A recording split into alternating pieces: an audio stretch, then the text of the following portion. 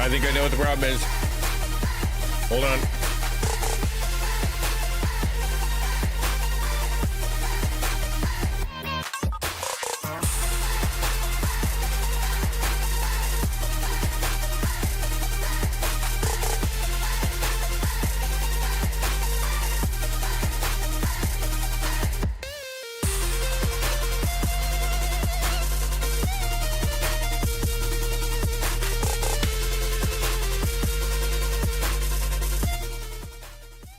That should fix it. No, it probably was me on my side. Hello, good to see you. Sorry, no, it probably was me. I was trying to do something called source record, which is like basically you try to divide the two, like you get the webcam and you get the game, and they all like the recording separately, like on their own sources. So technically I'm sending a source to Twitch and everywhere else, and then I'm sending a source to the hard drive twice. So like it's a whole thing, and it didn't work. It didn't work. Silly. I'm trying to figure out how to. Hello Lightgate. Hello Ukulele. I'm trying to figure out how I can use this, like, because I got the drive, the really fast one, but the problem is every time I plug it into a USB port, even the speedy ones, it's like slow. And I'm like, but so I don't think it came with a USB 3.0 cable. I think it came with a slower one, which I don't know why it would. It can't be right, but anyway. So I'm trying to figure out how I can, connect it properly, and it's just not, One every 2 seconds. Is that right? Is that true? Skipped frames, all of them. Oh. 98% skipped frames. Well, that can't be good.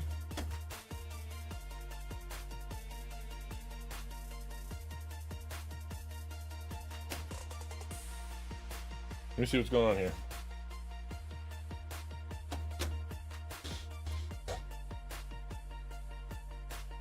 CPU's fine, memory's fine, GPU's fine.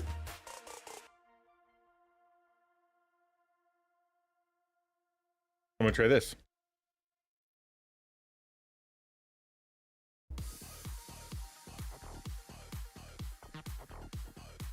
Hardware solution. See if that worked.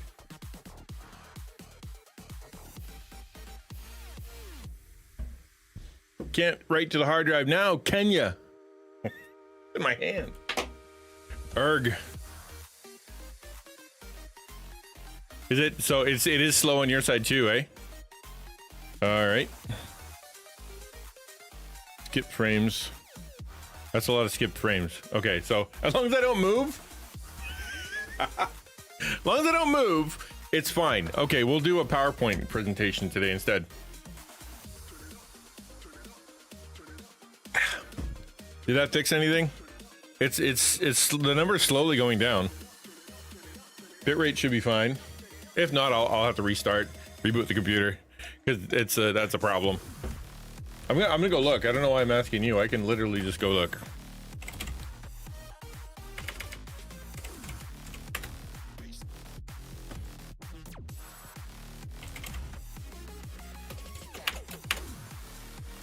All right. I think it's pretty smooth. 1080. Yeah, I think we're good. Film's a little grainy, and the camera is a little grainy, but that's to be expected because it's not the greatest camera. One of these days, as we get 1% better, I will have a better camera.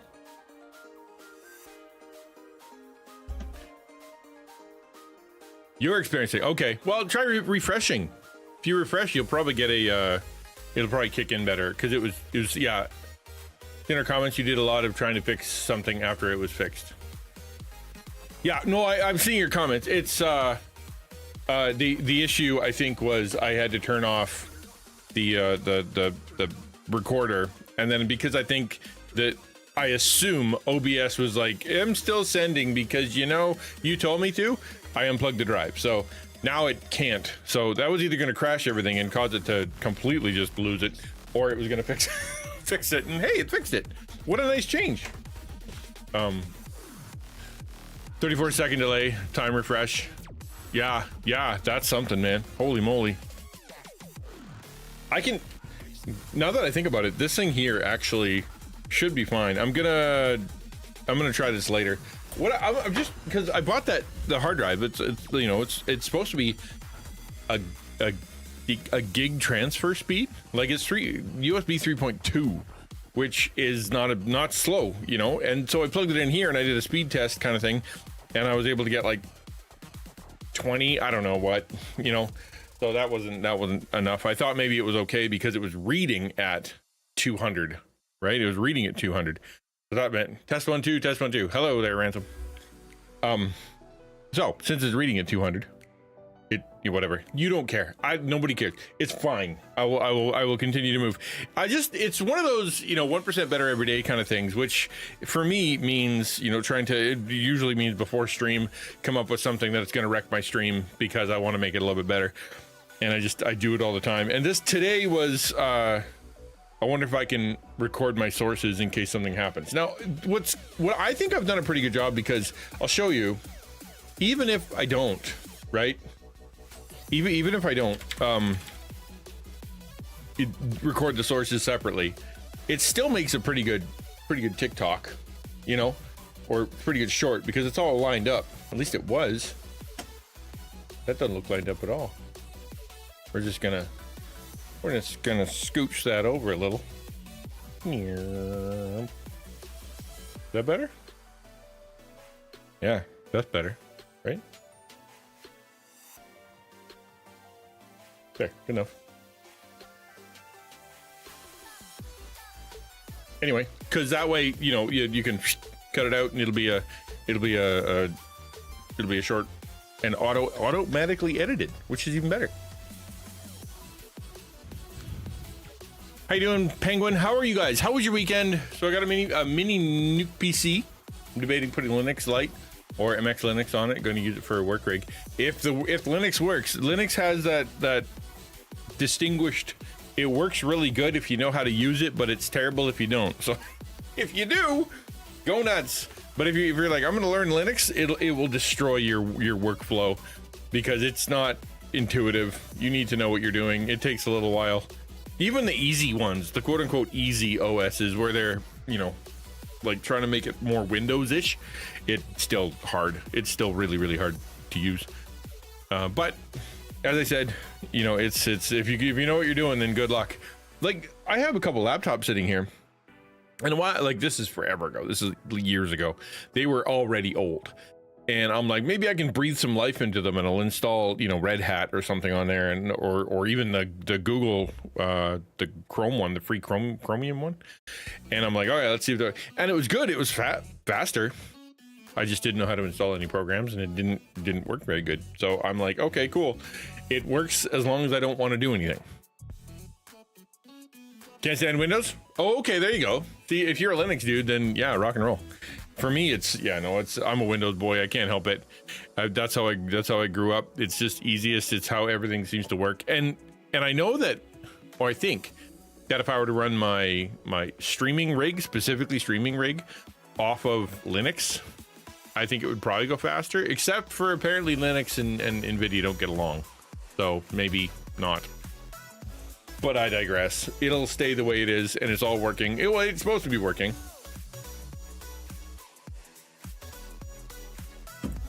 It's supposed to be working, and hopefully it is. Yeah. So this week, the weekend, man. I hope it was good for you. I took some time to.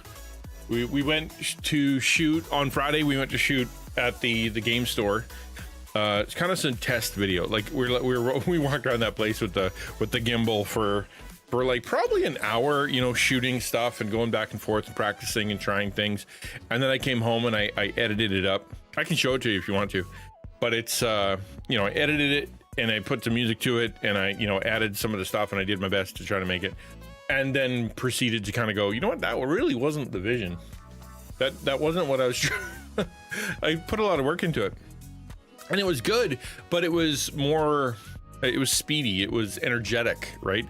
Like it had a lot of swoops and a lot of, you know, reveals and speed ups and going around the store and then, you know, me picking things off the shelf and like it was just like that's not. I remember thinking, you know, like it's cool, but it's not the vibe I'm going for. I don't want it to be, you know, a crappy version of something someone would put it on TikTok. I want it to be something that is a bit more artistic, a bit slower, a bit more meditative.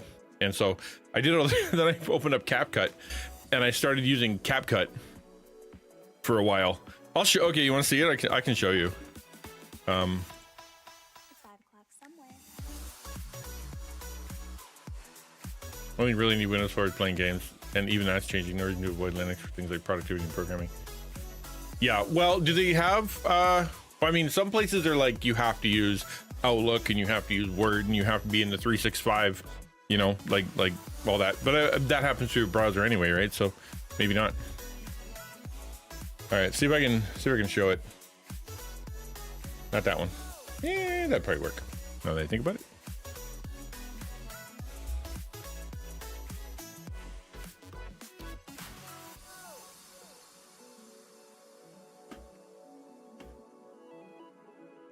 I wonder if I could turn my screen into a, maybe pop this out. All right, way back here.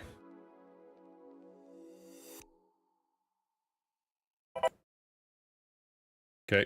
Can I make this bigger? I wonder if I can, yeah, I can use this, do it this way. Again, I guess that uses the other monitor. That makes sense. It uses the other monitor that tracks. All right, I'll do this and I'll put it on the other screen. Then it'll be a little bit bigger anyway. Okay, pause. I'll give you guys audio just in case you need it.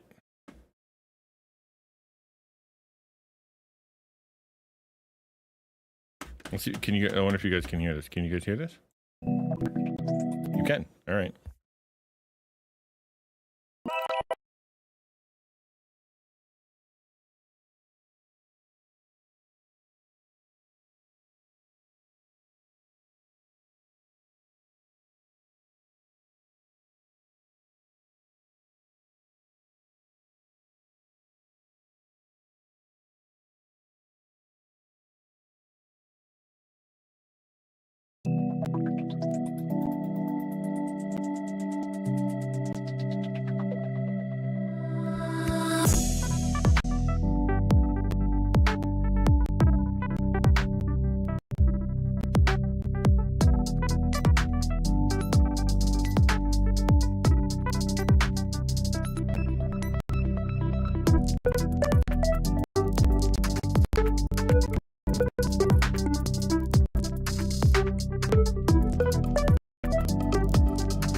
Yeah, sorry about that. I hit the mute button.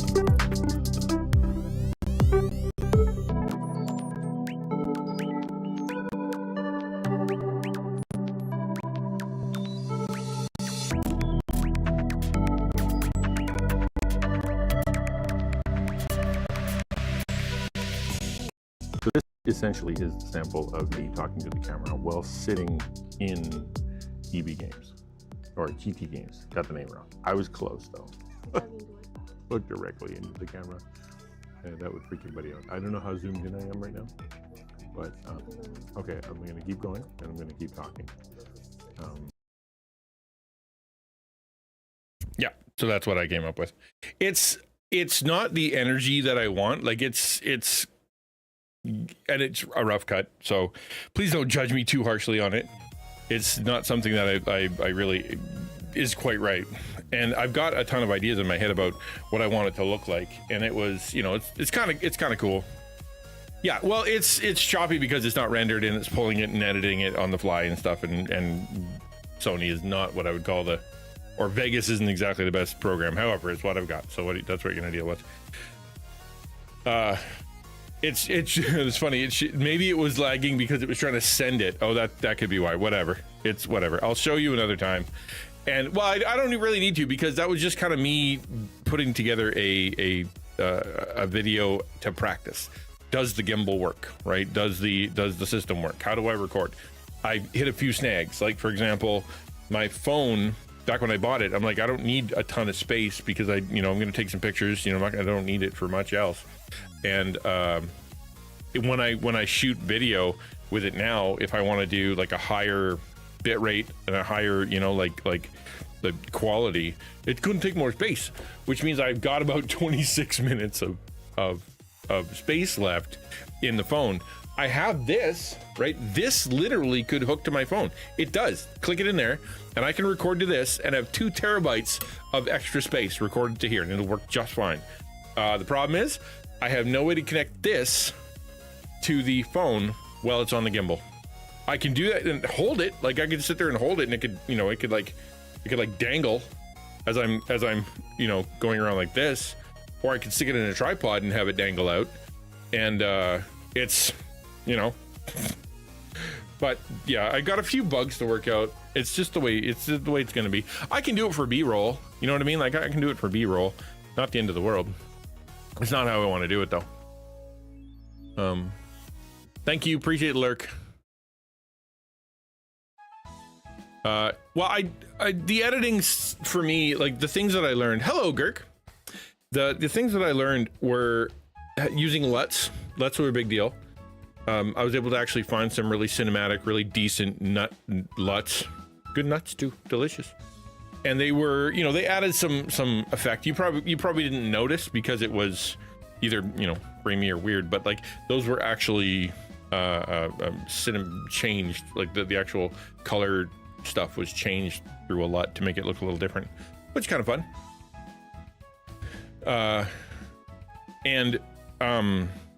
Yeah. Well, no, you can't. I did. Tape, dude. I tried. The back of the phone is too slick. The Scotch tape, and I bought Velcro, sticky Velcro, like fabric sticky Velcro. Wouldn't stick in the back of the phone. It was too slippery for the back of the phone. It's just, that's how slick it is, man. It is very, very slick. So it wasn't able to hold it. It would have been great. You know, my next step, I think I'm going to try is like an elastic band. That's the last part that I can think to do. But the elastic band is like, it's going to cover the screen. Oh, thanks, Girk. Hello, Xanadu. Good to see you. Welcome to the stream. I hope you're well. So yeah, that's the plan. I sat down on Saturday. So Friday was just go and shoot stuff, come back, edit it, see what's what. Hello, DJ. And then out to and on Saturday I kind of sat here. The plan was I was going to come up with write the script and whatnot, because you're supposed to write the script before you do the shooting. But then I'm like, I want to see, my brain was like, you got to see if CapCut will work better, because everybody on TikTok, everybody on YouTube, you know, talks about how great CapCut is. But CapCut, which is a video editor, vandalism proof. Yeah, everything proof. The CapCut is kind of designed for a more, I guess, modern, more like energetic, a lot of swoops and a lot of, like, the changes are really energetic and fast and whatnot, and great, good for them, and I'm glad that they can do that. But for me, that's again not the style I want. I want it to be more, I guess, traditional movie, like whatever, like a slower, easy. You don't like CapCut? It worked. It was okay. Like I edited it again in CapCut, tried to find some music or whatever to be able to play along with it, and it wasn't great. It wasn't great. So I'm gonna go back to Sony, even though I have Sony 20, and right now they're on like 23 and then Pro or whatever, and I'm like, if they want, it's $29.99 a month for me to use Pro, and I'm like, I bought the whole Sony 20 for $79. So no, you know, and if I'm just doing old school anyway, and it's just meant to be like fades and J cuts and jump cuts and whatever, it's gonna be plenty. It'll do the job, and it does LUTs and it does color correction, so it's not that big a deal. Is it Pro? No. Well, is it good enough? It's good enough. So I'm not going to worry about it. What I need to do is worry about the script, and I got to worry about 2 other things. Number 1 is the first script. Number 2 is the series. I've got 2 ideas. One is that to go through the book, which is the easy one, but the second one is to go through and see on my YouTube channel which ones people actually liked, because they would have liked them, but they wouldn't have performed well because they were, you know, they were Twitch edits, and YouTube doesn't like that. So I take that idea and I take the concept, I take the you know, whatever I said, and then I translate it into the new format. Then I will have sort of a winning video idea, but done in a way that is a lot better. So I go through and do that. But the question is it a series? If we're going to use it for education, like if it's like, okay, during the class, right? If we do the class, go watch these 3 videos because they come straight out of the book. You know, this is straight out of chapter 3, I think, or 4, where it's like, here's how to discover your purpose as a content creator. It's right out of the book. That's what I gave it at Reach. And so therefore, yeah, go watch this. It could be more interesting because instead of watching like a talking head me classroom style, it's a bit more artistic, a bit more, you know, like Numa, a bit more, I guess, purpose-driven life, modern purpose-driven life kind of thing. Doing good things, starting to look up. I got a little bit of my disability that I've been trying 4 years to get now. Wow, that's rough. Just on the back payment and getting my first payments coming in other that we're doing pretty good. Hey man, you got it. That's pretty good. That's what matters. You got it. You lived this long and you're able to finally get around to it. And now that you've got it coming, maybe that means you can iron some stuff out. Good for you. Hi, Jones. Yeah. So that's the plan. I almost called off stream this week because I so want to give it the time that it needs, like to be able to write it down. You know what I mean? To really make the plan and whatnot. I'm still not settled on a few things, like where I'm going to do the actual meat of the conversation, like the 5. So, you know, here's 5 ways that you can know your purpose or whatever.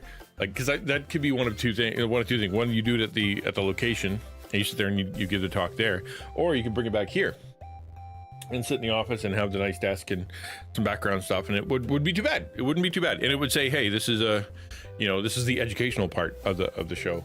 So it's, I don't know, one is a lot easier, I'll tell you that. Over 10 minutes from home now, changed my life. Also finished my semester of school today. Yo, 4.0. Let's go. Good for you. Good for you, man. That's not easy to do, especially in what you're going into. Do they grade on the curve? Like, do you have did you have competition trying to pull you into the mire? I would have been that competition. I'm a solid C+ student. C's get degrees, man. C's get degrees. And not through lack of intelligence, through lack of effort. I would rather watch a movie than study. So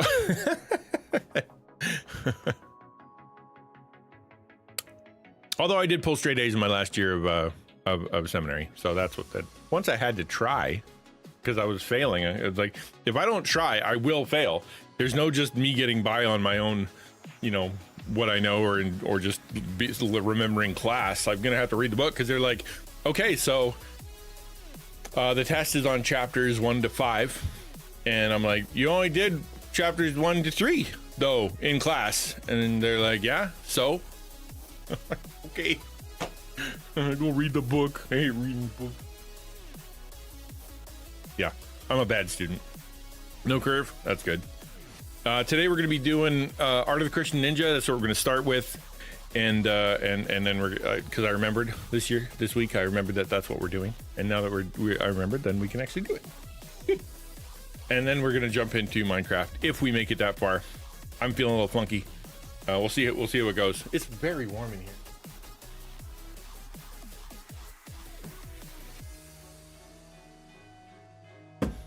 But before we do, I would like to say, if you guys have anything you want to talk about, or you want like advice, or you want to ask a question, or just something you want to share, now's the time before we jump into anything else, and then we'll get into the meat and potatoes of the talk. Just followed the syllabus to a T, and now that I'm on Adderall, I've been breezing through things. Papers only take about an hour and a half. ChatGPT to help and find good PDFs and peer-reviewed articles. Yeah. So I actually changed now from ChatGPT to Gemini. What's up, Conroy? That's okay. Sit back and relax, man. Just hang out. I changed to Gemini. Gemini is infinitely better now. It's just ChatGPT was going so well. Actually, go look up ChatGPT Red Alert. OpenAI, after Gemini 3 dropped, well, whatever it is, VO3, Gemini 3, whatever new version you want to call it, dropped, they actually called a Red Alert. And it was funny because I was getting kind of tired of GPT being as repetitive and having to explain so much.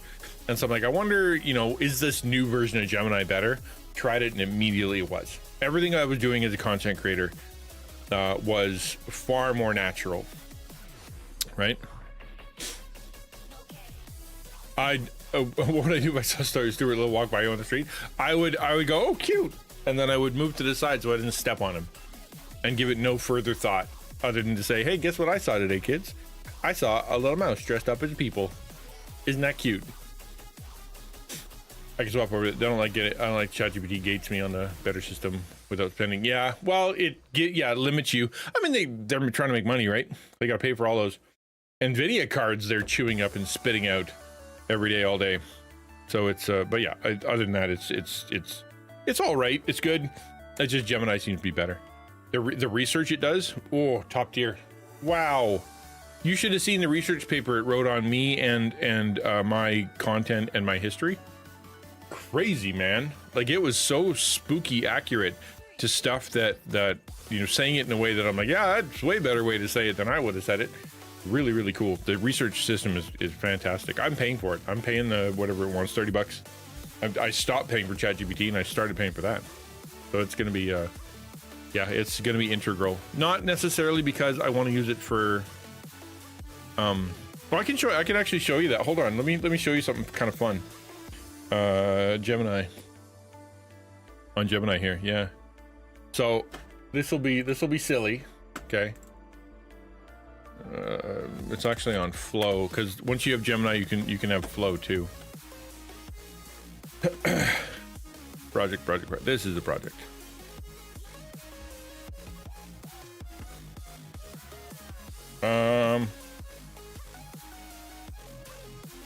That's not the way to do it. Okay, let's try this. Let's go to CapCut.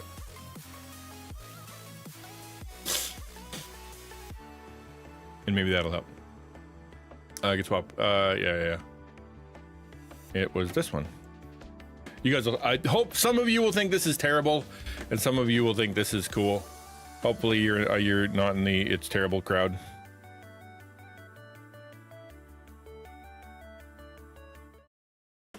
Let's see if I need to give you audio. Nope, should be good. Okay, I'm gonna push play.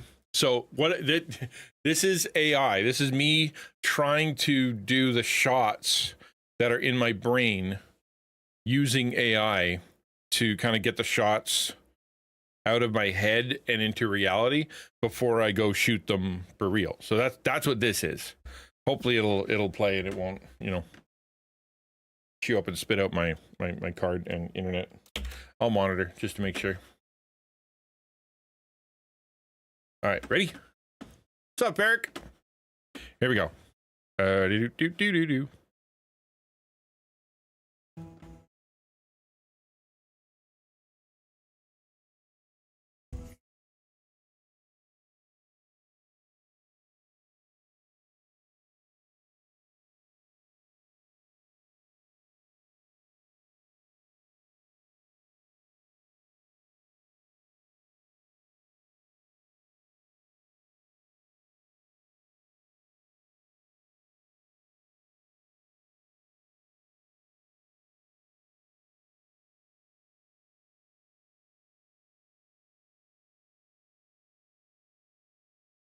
You guys didn't hear that, did you?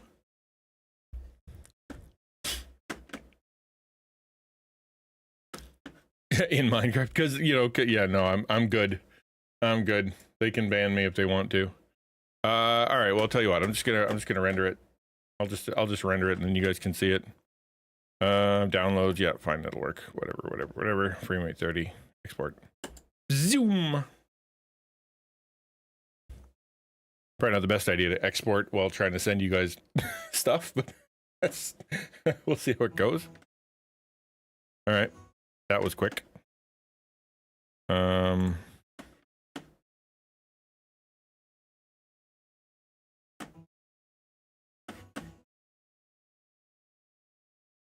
Stop helping. Holy frick, that's confusing. You sure you don't want to close? You sure you don't? You sure you don't want to close? Please don't close me. All right, this is it. This is it.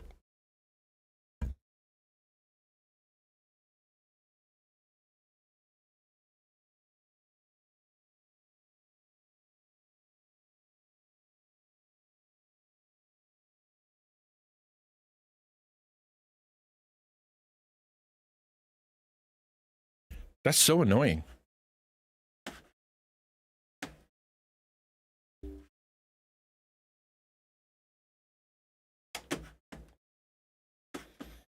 All right, how about now? Can you hear it now? Nope. Why? There we go. Okay. Now it should work.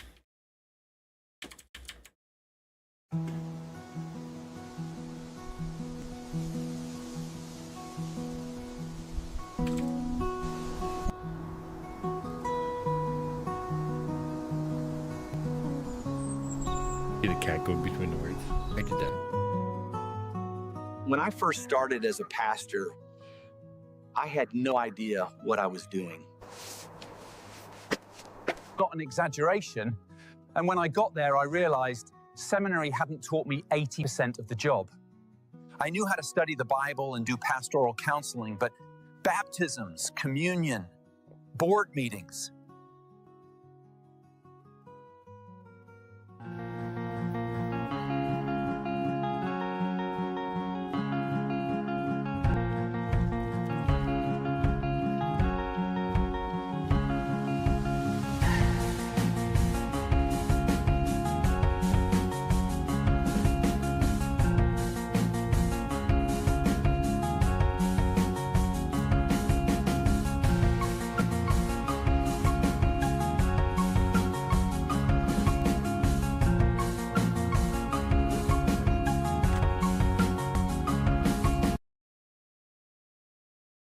So that's that's it.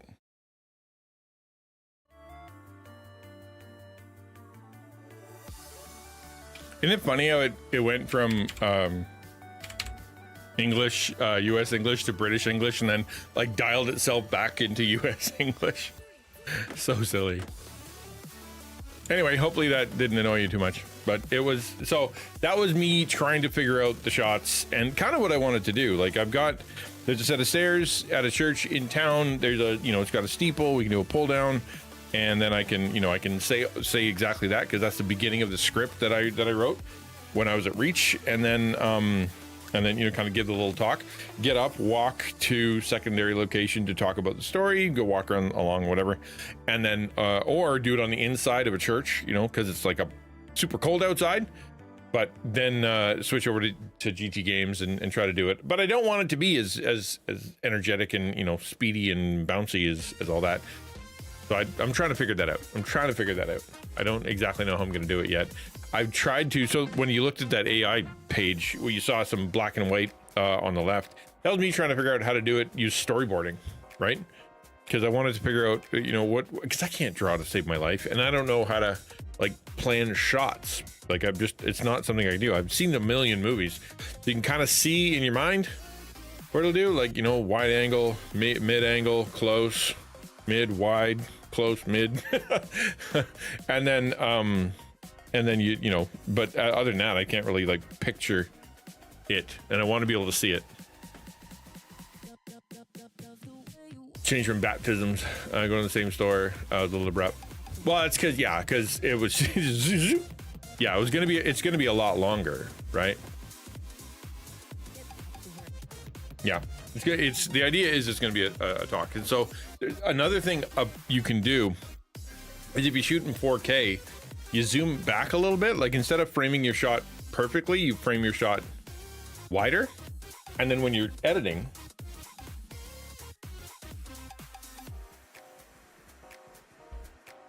you bring it in, and then you export it in 1080p, right? Because 4K is 4 1080p's, so you can take the middle and you're not losing resolution. I know. I don't know. I can't draw a storyboard. That's the problem. I want a storyboard. It was meant to be a storyboard, and I was trying to get help with it, but it's impossible to do.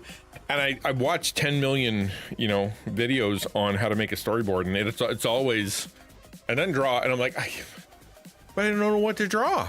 Like I can draw steeple plus, you know, okay. But then what? You know, like I don't know. I can do that with text.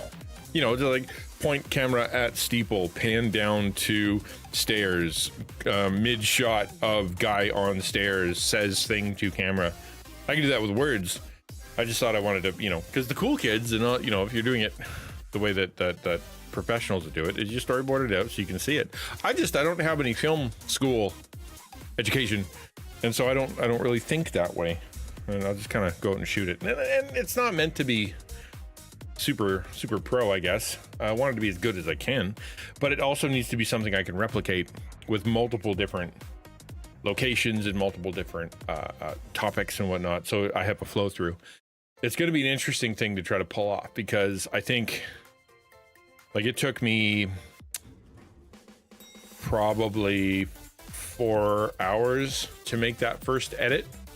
Right, the one that I showed you in Vegas, where it was just a lot, you know, kind of more bouncy and whatever.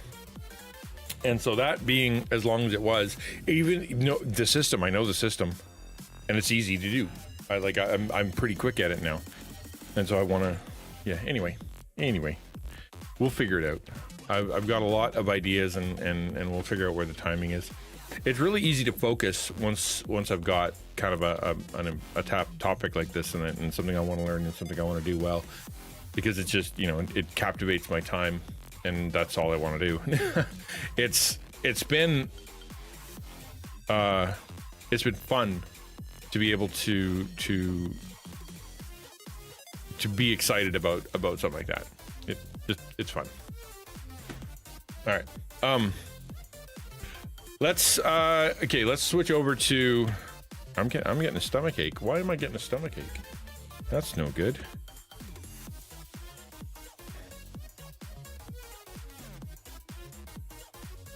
Let's go here.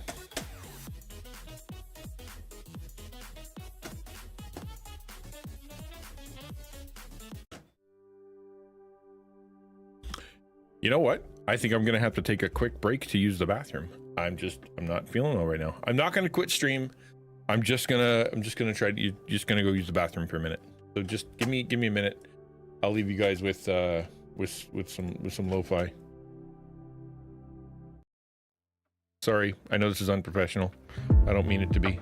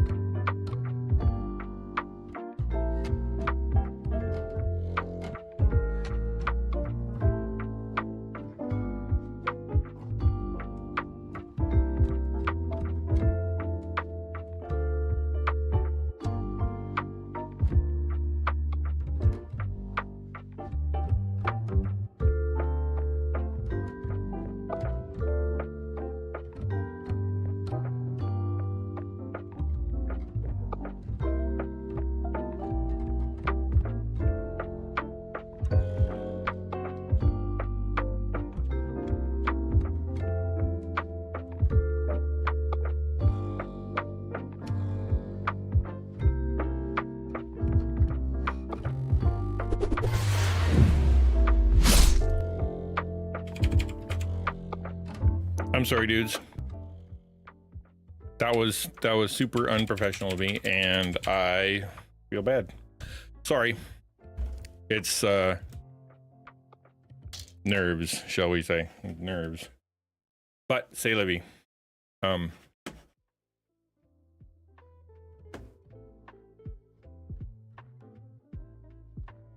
screen. That one. There.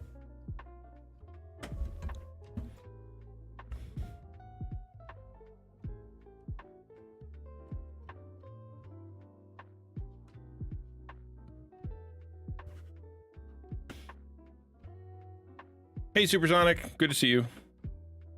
Welcome to the stream.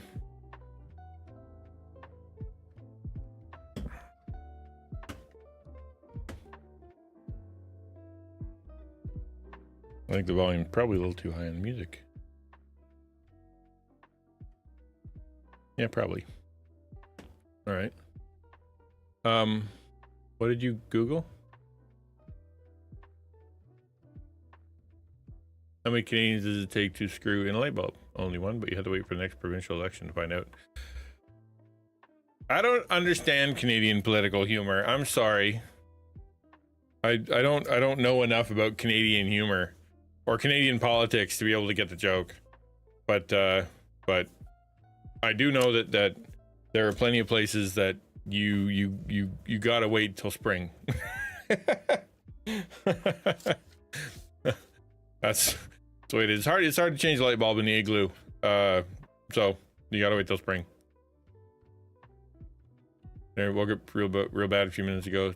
Yeah, I don't know, man. It feels weird.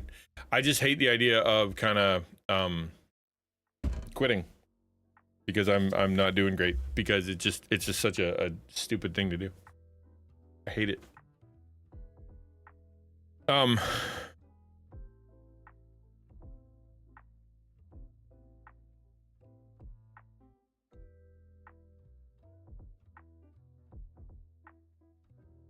Maybe this is the right thing to talk about. Okay, let's see what happens.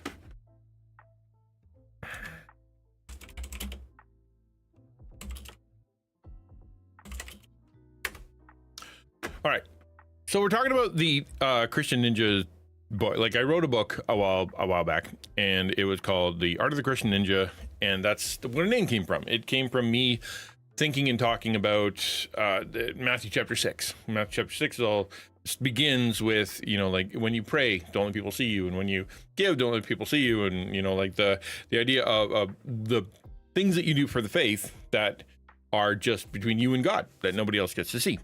And so I wrote a book. The actual it's got a bunch of chapters, and so I figured we'd go through some chapters and see what comes from it. Maybe find some discussion. Maybe you'll be challenged. Who knows?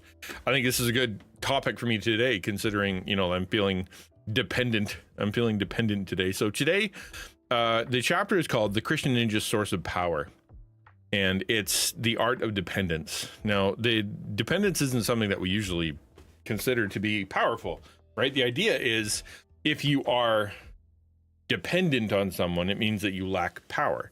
So that's what the investigation is going to be. The question is, how can you be someone who is dependent, but at the same time also somehow gleaning power? Romans 5:8 says, "But God shows his love for us in this, and while we were still sinners, Christ died for us." Ephesians 2:4-5, "But God, being rich in mercy, because of the great love which he had loved us, even when we were dead in our trespasses, made us alive together with Christ. By grace you have been saved." I love the art in this book. It's one of my favorite things. It's so fun for me to see ideas that I came up with. I was like, here's an idea, like can you draw that? And then they did, and it's such a cool little thing. The story is, there's the ninja guy dropped a paper, and then he just reaches out and grabs it. It's a simple concept, but ninjas in everyday life. That was the joke. All right.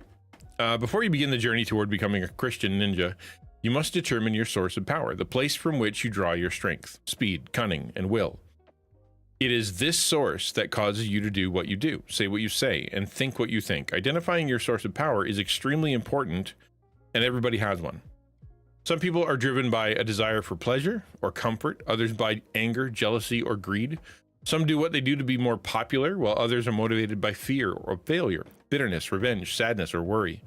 These may not sound like sources of power, and few people would admit it, but these things drive many people's lives. Anyone with these things as their source of power hurts themselves and others. Christian ninjas are different. For a Christian, our source of power is our connection to God. When we come to God, we are acknowledging that we have a need. When we pray, sing, read scripture, or serve in his name, we're being fueled by the presence of God. Our desire to know and experience his presence drives everything we do, say, and think. A Christian believes that they need to connect to God through their relationship with Jesus Christ in order to experience life. He's literally the source of life. Jesus said, "I am the bread of life. Whoever comes to me shall not hunger, and whoever believes in me shall never thirst. This is the will of my Father, that everyone who looks on the Son and believes in him should have eternal life." Is God happy or angry with me? Here's the problem, though. Well, many people want to know God and experience life. They either want to do it on their own terms, creating a God of their own design, or believe that their connection to him is dependent upon their behavior, doing good things and not doing bad things. They spend a lot of time trying to make God happy by doing good things, and even more time worried that he's mad at them. They believe God is only willing to do good things for them if they are doing the same thing for him. If something bad happens, they assume God is angry and is ignoring or punishing them. What a terrible way to live. That's not the God we meet in the Bible. Here's what the Bible says about God's love for you and his willingness to be your source of power. God loved you before you were born, loved you when you were a little kid, loves you today, and will keep loving you no matter what you do tomorrow. You might think that you need to clean up your life before you can ask God to help you or forgive you. Nope. Romans 5:10 says, "For if while we were enemies, we were reconciled to God by the death of his son." The Bible says that God loved you before you ever even thought about saying sorry or did even one good thing. Even when you were his enemy, he loved you enough to send Jesus to take the punishment for your sins so that you could be saved. Maybe you've been told that you need to be a good person to be forgiven from your sins, or that only good people go to heaven. Wrong again. Ephesians 2:4-5 says, "But God, being rich in mercy, because of his great love with which he loved us, even while we were dead in our trespasses, made us alive together with Christ." We are not saved because of anything we have done or will ever do, but because of God's rich mercy and great love in sending Jesus Christ. The two most powerful words for a Christian are mercy and grace, because they are the place from which our whole power flows. They are the reason we connect to God. We love because he first loved us. We are gracious and merciful because he has been so gracious and merciful to us. We give because he gave to us first. We have strength and help to strengthen others because he gave us strength first. We have skills, gifts, and talents because he gave them to us. The first thing you must realize is that your life isn't about you, it's about him. You're not an accident. He created you the way you are on purpose and knows everything about you.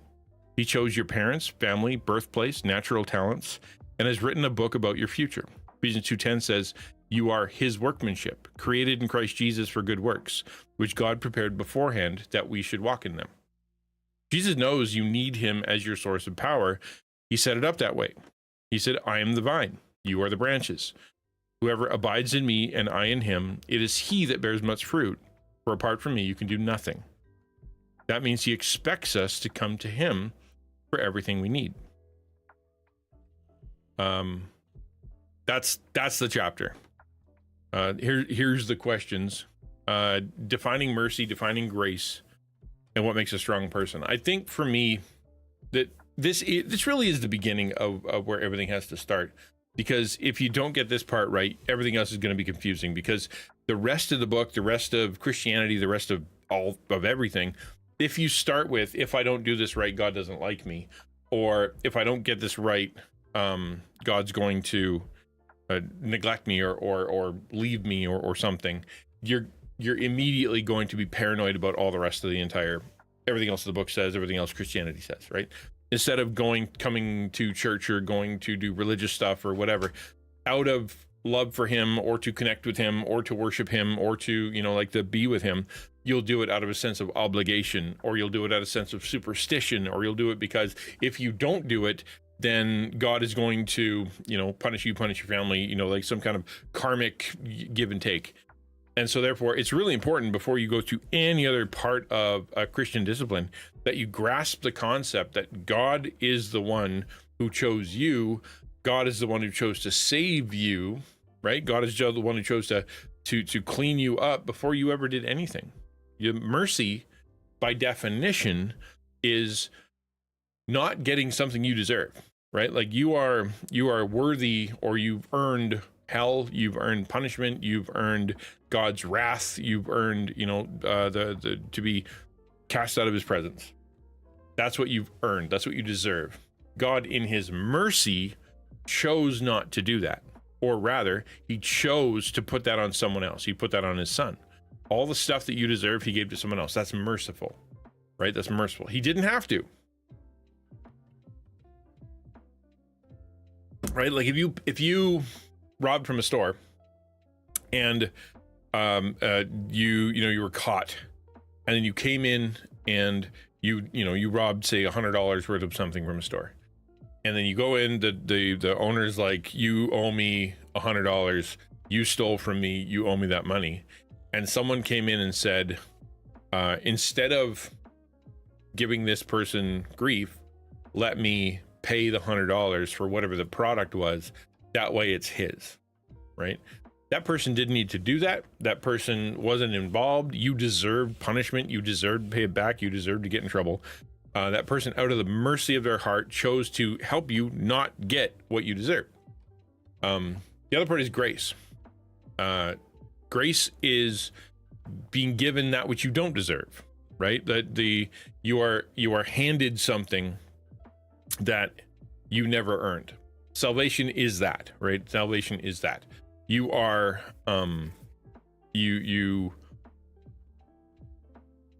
you don't deserve Jesus to have taken the punishment for you. You don't deserve heaven. You don't deserve to be in a Christian family. You don't deserve the gifts you have. You don't deserve any of that kind of stuff. Like, nothing that you have in this life that isn't condemnation in hell is you deserve. And that sounds harsh, but at the same time, it's true, right? Like we are all under sin. We've all fallen short. We are all under his wrath. We are all under sort of the common human problem of the curse of sin, which means that everybody's got this issue. Now, because we got this issue, our trajectory is only one way. In his mercy, that trajectory was landed on Jesus, and in his grace, he chose to give us not only the Jesus as Savior, but also access to him and the Holy Spirit and the spiritual gifts and his word and his people and prophets and preachers and teachers and friends and elders and deacons and all these things that are meant to help us, right? All the provision that we have, the common grace of just everybody being able to experience a form of love, whether they are Christian or not. Like around the world, there are people who hate God, and yet they are under a common grace that allows them to have good things happen in their life, right? It's common grace. It's critically important, because if you read the rest of it as, if I do the rest of this stuff, God has to do things. All right, Ladgate, see you later. If I do this, God has to bless me. God has to fix my family. God has to make that sick person well. God has to, take away whatever. God has to give me a girlfriend. God has to, whatever it is. If I do these things, you're not gonna, you won't understand it. Next question is, what does it mean to be strong? Who's the strongest person you know, right? What is it? What makes that person strong? And it's a good question for you guys, right? Like, what makes you strong? What makes a strong person strong? And I think we're watching a show right now called Physical Asia, right? It used to be called Physical 100, where you take 100 people and you make them lift stuff until they all drop out and there's only one left. And it's an interesting show to watch. And these people it's like, who's the strongest person in the world, right? at least in Korea or at least in Asia, and they are, you know, they show themselves to be just absolute beasts.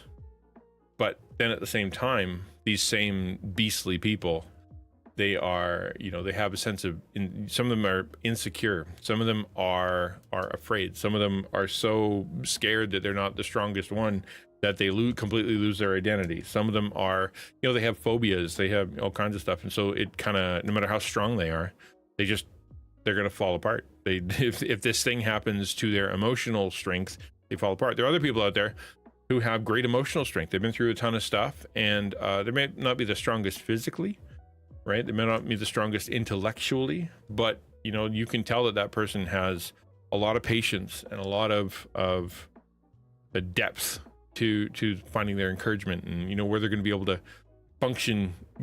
You would fall apart, they're able to function. When others would just fall apart, they are able to function, right? You look at someone who's like a soldier, everybody else is melting around them, or a police officer, or a fireman, or everybody else is falling apart, and they're running into the flames. They have a sense of strength, of conviction, a strength of self, right? So when you think of a strong person, what makes this person strong, and who is that person to you? And the last one is who or what is your source of power? Are you motivated by fear of failure? Are you angry with someone? Are you trying to impress people? Do you need to be seen as the best, the richest, the coolest, the quirkiest, the smartest? Why do you do what you do? And that there's not enough paper in the world to really take the time to answer that, right? It is why do you do what you do?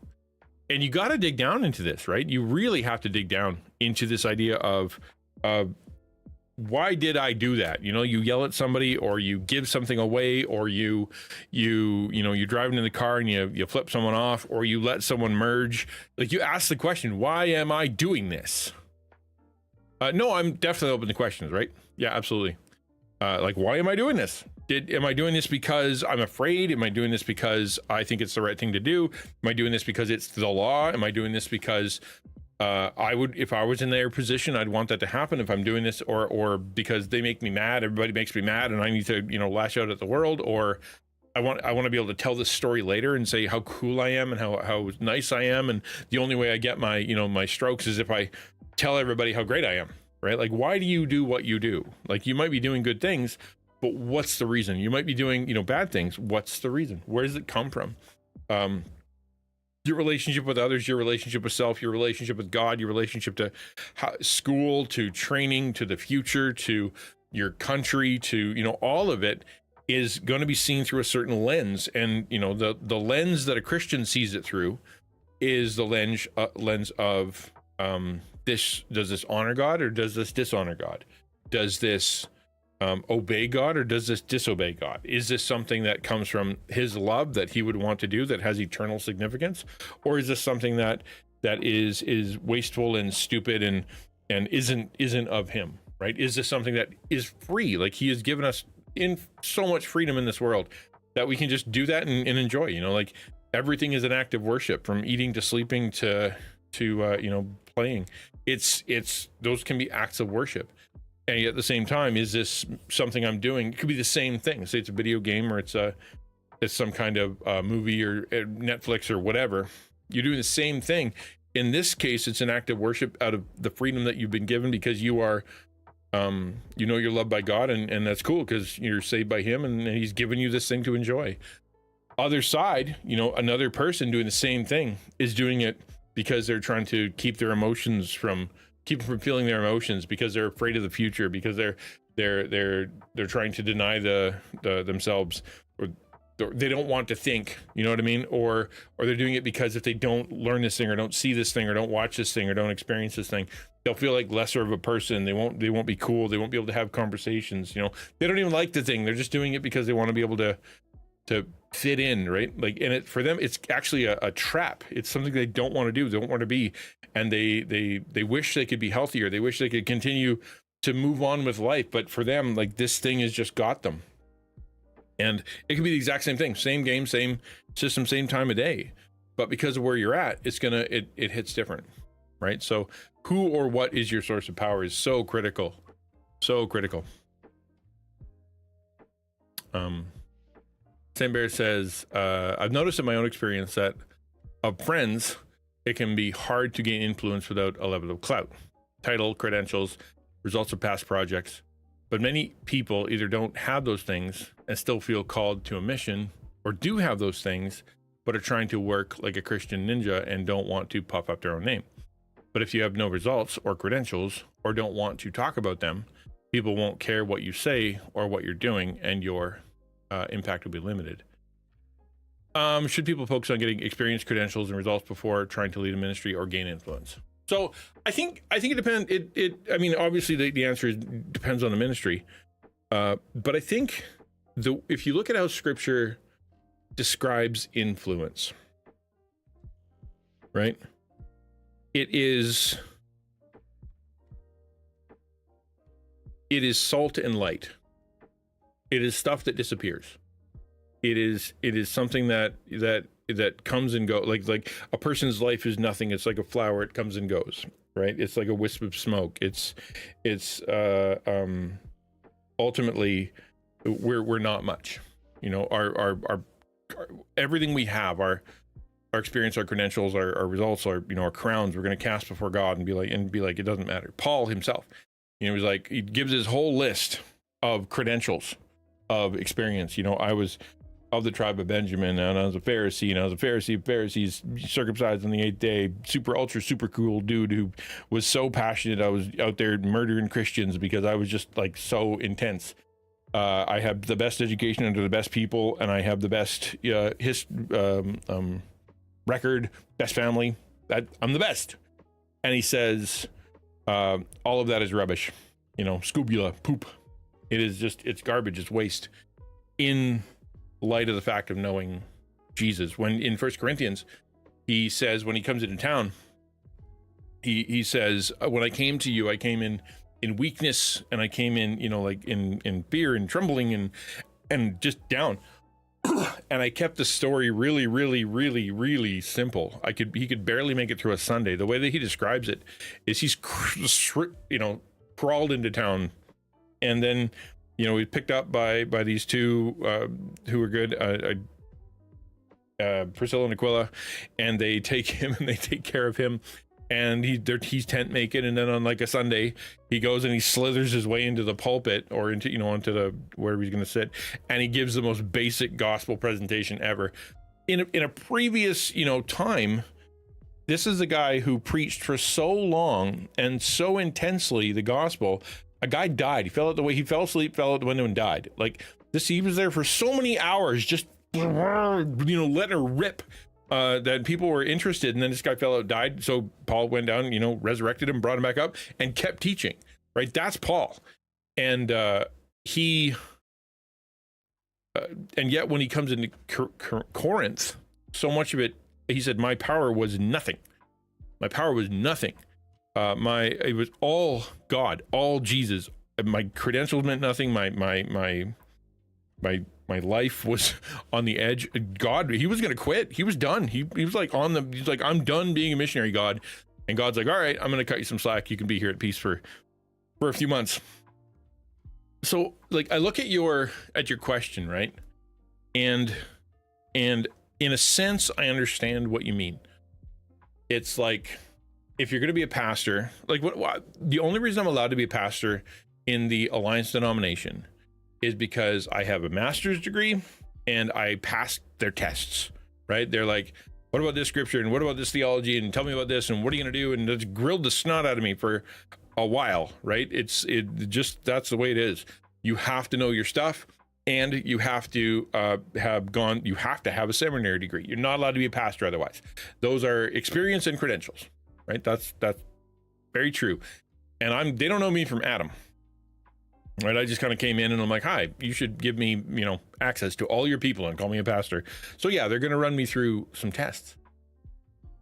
But when it comes to the Christian Ninja stuff, right? As in a lot of what the most influence is, the stuff that's really going to stick, the stuff that's going to really change the world, change lives. I think you look at the life of Jesus, he came obscure. He came And he, every time, like, he came to a family he didn't know, and he lived in the wrong spot, and he was of the wrong, like town, like nobody, like Nazareth, gross. Yeah, like he was not right for anything. Like he had no form, he had no majesty.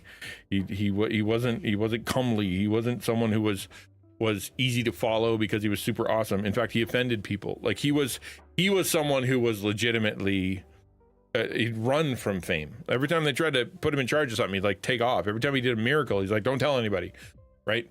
Why is that? And when you look at the way, Paul acted, you look at the way that at so much of what we don't know about the apostles, that is the reason, because they really figured out that the best things in life, the most powerful stuff in life, happens where nobody sees, right? Happens where nobody sees. And so therefore, yeah, God does elevate some people to, here's a microphone, here's a stage, here's a whatever, but it's backwards. The way the Bible talks about it is he humbles the proud and he exalts the humble, right? So if you don't want the microphone, and you don't want to be in the front, and you don't want to have the, necessarily be in charge, you're happy to serve, God will often take that and elevate you to a place of leadership, of influence, because your heart is in a place where you're dependent on him and you don't really want to be in charge. You're trying to serve. Your heart of service leads you to being in a place of serving more people in a leadership position. Whereas the people that are desirous of leadership, desirous of the titles, desirous of the papers on the wall, desirous of the influence of the microphone, God, the way that he describes the qualifications, it's going to be a gauntlet. It's a refining fire. You got to go through some stuff and be knocked onto your knees before you're able to be qualified to be able to do anything of value in the kingdom. It's just how it goes with the upside down kingdom that is Christianity. Tim Bear says, yeah, this is true. I recognize the quantity of people shouldn't be on the metric we measure success or influence by, but certainly in the vast majority of situations, reaching 100,000 with the love of Christ is better than reaching 10, right? And it's much harder to reach more, or have people to listen. You reach, listen, and implement what you say if you have proof in the pudding. Again, I'm not sure, because when you look at it, in my mind, you look at it scripturally, you're thinking sort of linearly, right? One guy, 100,000 people, right? One guy, 100,000 people, in his generation. And then, but God looks at it more with three dimensions, right? You talk about, what about 10 people? Well, Jesus poured his heart into 12 people, 11, 12, how do you want to count 13? And that changed the world, because he sees it as a exponential effect, a generational effect. He looks at a longer system. So you pouring your heart into those 10 people and teaching them to depend on God could have generational effect that changes the world, right? You spending time with 100,000 people. I often think of Willow Creek. Willow Creek is a great example of a church that spent $1 zillion in ages and time and effort building their church to tens of thousands of people. And they did a study at one point. They're like, oh, wow, I wonder how mature our people are. And the answer was they're not, right? They created a system that would attract people, bring people in, get them into like Christian kindergarten, just barely through the doors of the faith. And then that's it. No spiritual development, no understanding of suffering, no understanding of why, of serving others, of sacrifice, of, any of that kind of the really real stuff of the faith. They didn't get it. They just were like, yeah, I go to church on Sunday, I listen to worship, and I'm a Christian. The end. And it was a crisis, because they'd reached 1 zillion people. And, he was Bill Hybels, leader of leaders. He started the whole leadership movement thing. And yet he flames out and his church was ineffective, right? So I think are there people who have had positive effect on a massive scale? Yes. Right? Yes. But I would argue that they weren't pursuing scale. Martin Luther is a great example. right? He didn't want to reform he didn't want to create the Reformation, the Protestant Reformation. That was not the plan. His plan was to talk to the bishop and be like, hey, I figured out some stuff from the Bible. We should probably change some things and reform the Catholic Church. That's what he wanted to do. And he thought, hey, if I tell them about the Bible and they're like, oh yeah, I forgot about that, and then it'd be all right. When they didn't listen, that's where that came from. But he wouldn't, like, even as soon as he did that, it's like, oh, you got to die, and they're trying to kill him. He goes and lives under a different name. Like, he was George. He was a knight named George for like 2 or 3 years in the tower somewhere, writing the Bible in German. Like obscurity is where his power came from. And he didn't even promote his own stuff. It was stolen. Like, taking the thesis was taken off the wall and then printed somewhere. It was someone who didn't pursue it. So, like, to your question, right, of should someone focus on getting experience, credentials, and results before trying to lead ministry, I would say no. Like the way that I see so many ministries and so many successful ministers and so many people that honor God and are known or not known, right? They were people who weren't trying to seek. I'm trying to scroll up. There we go. They weren't trying to seek titles. Experience, yes, but not credentials, not results. They were merely trying to figure out their obedience to God in the place that they're at, whatever that was. And then God did the rest, right? God is the one who created the increase. It's like the kid with the loaf and the fish, right? It's like, here's my lunch. And then Jesus is like, yeah, I can work with that. The kid doesn't get credit. He wasn't looking for it. He didn't even know that was a thing, right? Let me keep reading here.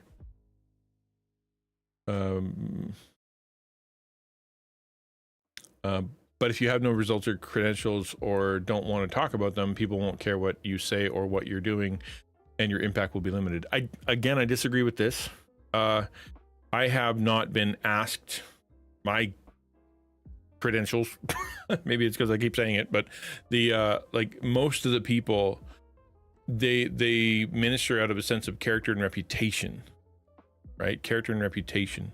It's in the business world. It's not what you know. It's who you know, right? It's the character is what gets you the influence to speak. The reputation, because of your character, is what allows you to speak to bigger or more important or whatever people. And so therefore, if you pursue credentials and experience so that you can be successful, you might miss the boat. But if you pursue being obedient, having good character, and keeping a stainless reputation, you leave yourself in a place where God can elevate you. There's a lot of people in the world, a lot of the most successful Christians out there, big speakers, big authors, big whatever. Like you say, like, what's your qualification? They're like, I'm nothing. What qualifies me is the story that God gave me, is the path that God put me on, is the experience that I've had, is the fact that I don't know what I'm doing. Like, look at, I don't know, I'm old. So Corey Ten Boom, right? You look at someone who was, their credentials, right, were the fact that they went through a lot and they just were super dependent on God. It's so. Yeah, it's true. I recognize that quantity of people shouldn't be the only metric that we measure success or influence by, but certainly the vast majority of situations reaching 100,000. Oh, I already answered that. So yeah, no. On Fire says they should definitely receive an education at least. After all, apostles received an teaching from Jesus before they were being sent out. Only stands to reason that pastors should receive teaching before they seek to instruct others. I think for me, it's less about credentials, more so about those credentials signify in regards to going through education. Yeah, I think that's yeah. So the what we do, we have qualifications in our little world that are, they're written down. You get a paper or whatever, right? But all that does is it signifies what you've been through, what your experience, or what you were taught, or the stuff you learned. That's what that's for. It's it is partly cart and horse, partly chicken and egg. Partly because there are a lot of people out there who become pastors because of their love for God, their love for the people, their love for, where they're at in the church. And it's like, you're an elder now. Like, you never pursued eldership, but we believe God's called you to be an elder in the church.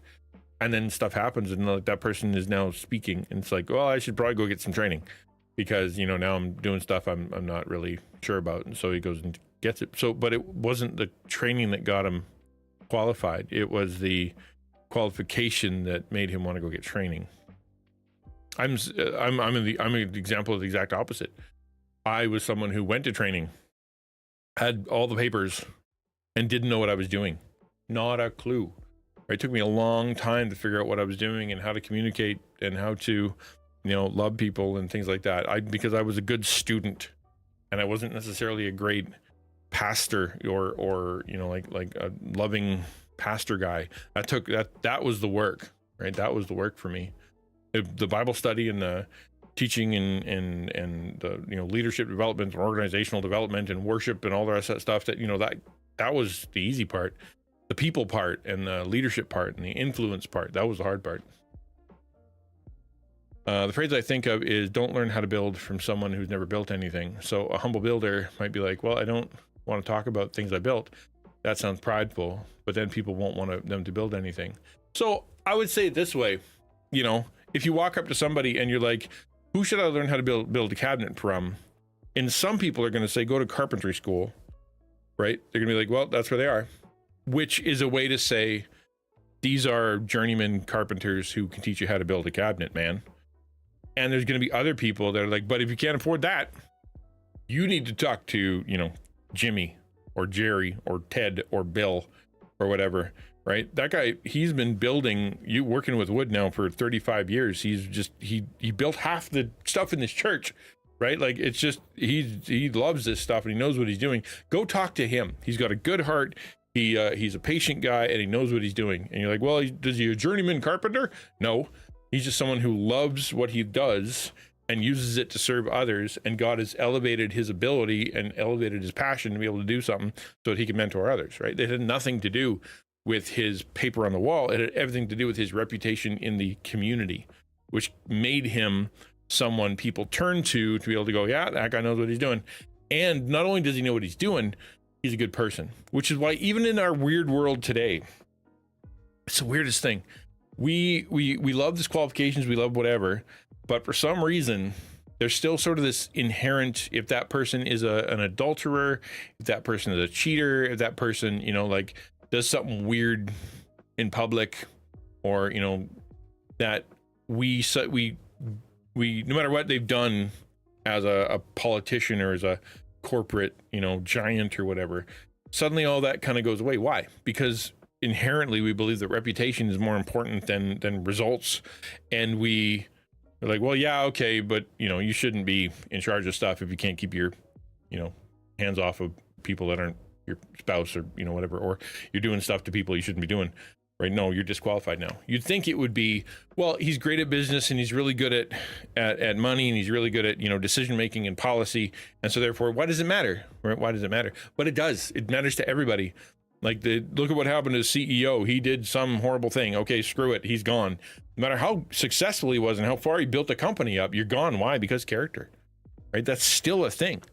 And so I would say the pursuit of character will allow for excellence, will allow for reputation, will allow for growth, but it's got to come from the character and dependence first. I really do think that. Maybe the difference is either having a deep impact, breadth of impact. Jesus had immense depth of impact in a small number who impacted an immense breadth of people. Yeah. Well, again, they didn't. No, they wouldn't. They impacted small groups of people who impacted small groups of people. Like you're like, well, Peter led 3,000 people to Christ on the Pentecost. Sure. Yeah, but they all went to their hometowns and raised up little teeny tiny churches. Right? God gave them a good injection of stuff, but they had to go chase them down so they didn't become heretics. Because smaller is more success, more is better. In that case, right? Because you can't disciple people really en masse. Like you can teach them and you can explain stuff to them, but when it comes to discipleship, like really kind of the real meat of discipleship, that happens in small groups. Modern day, says St. Bear, if someone can't show that they put the time to the degree, successfully build a thing, or develop a specific skill, why would anyone listen? How can they expect to achieve real depth or breadth of ministry later? Well, I don't know, man. Like there's a lot of success stories out there from people who don't have degrees, and who did successfully build a thing, right? So I'm not saying degrees are bad. I am saying that there are a lot of people out there whose their passion is more important than their qualifications, because the passion led them to learn, think outside the box, try other things. Because if they had went for the degree, they'd have done it how everybody else does it. But they created something that nobody else created out of a desire, out of themselves. They like successfully build a thing. I think you kind of have to define success, right? Is it a number? Is it a number?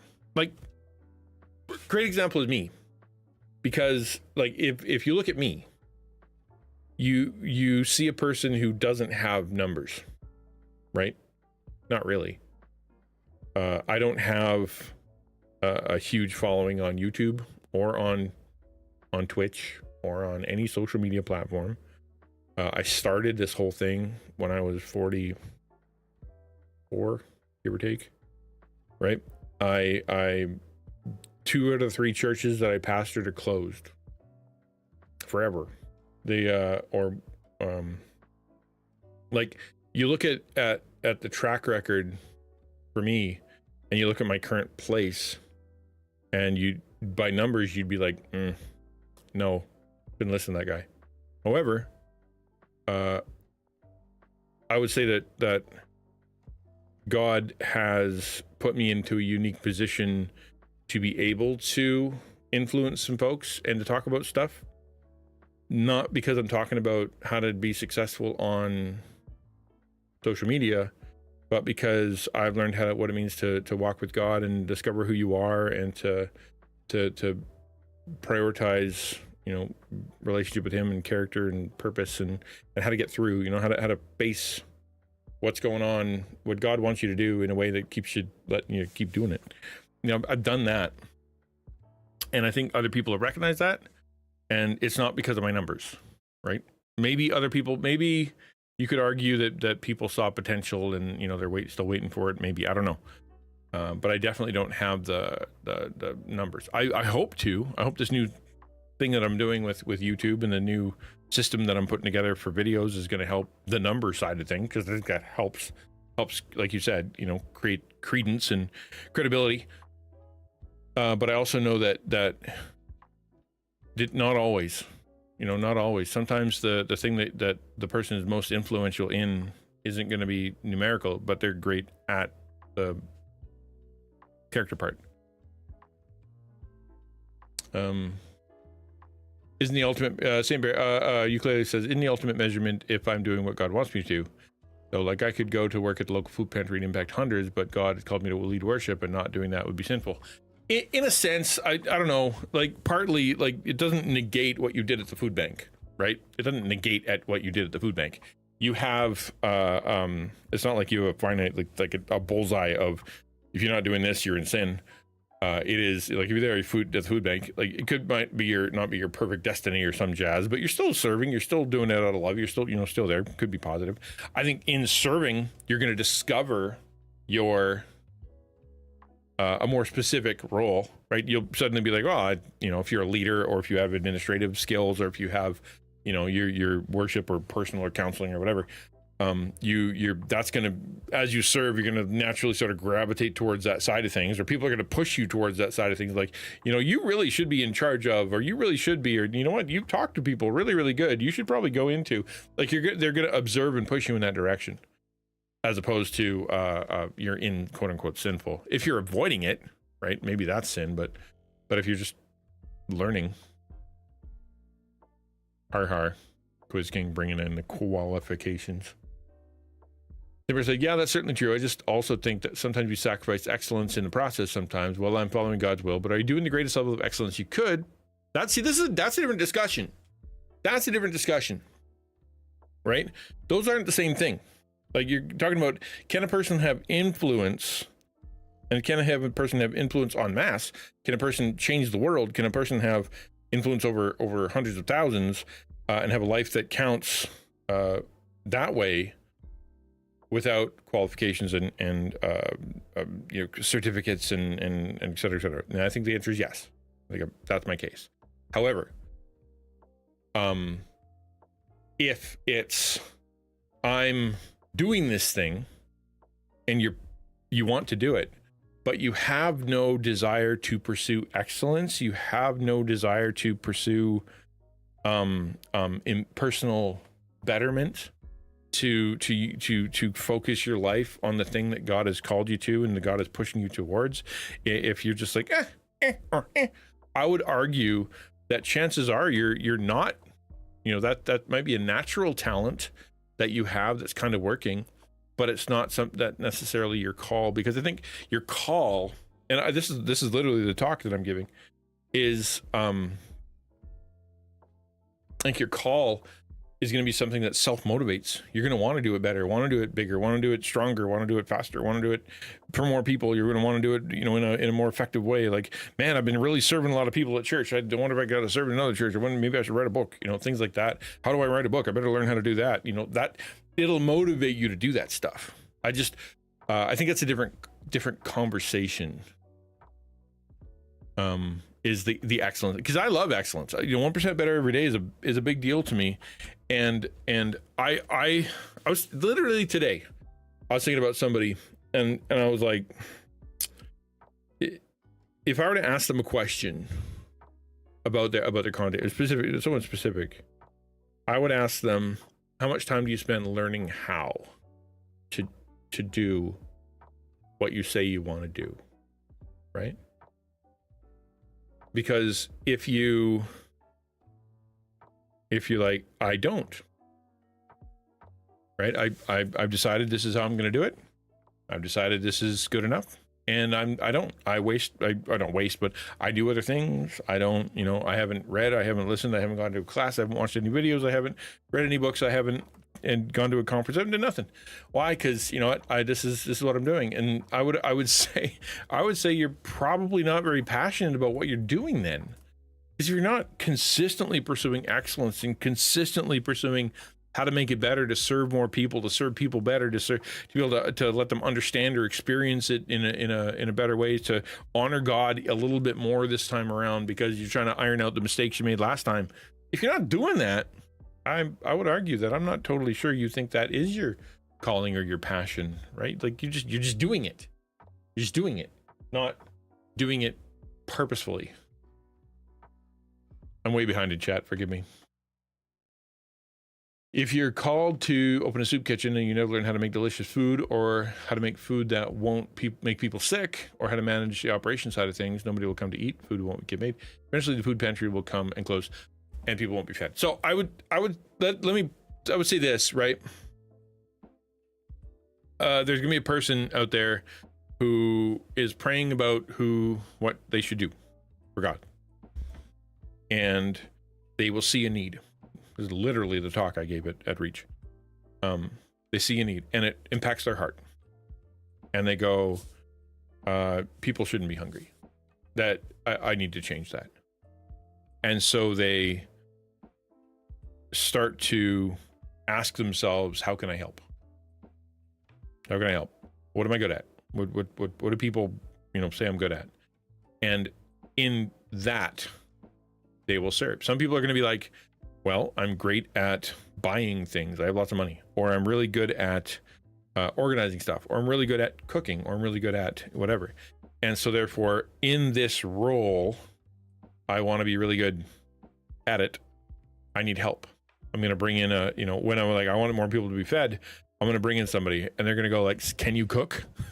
Because it's important to me that we feed people and they need to be able to eat what we feed them. Do you know what you're doing?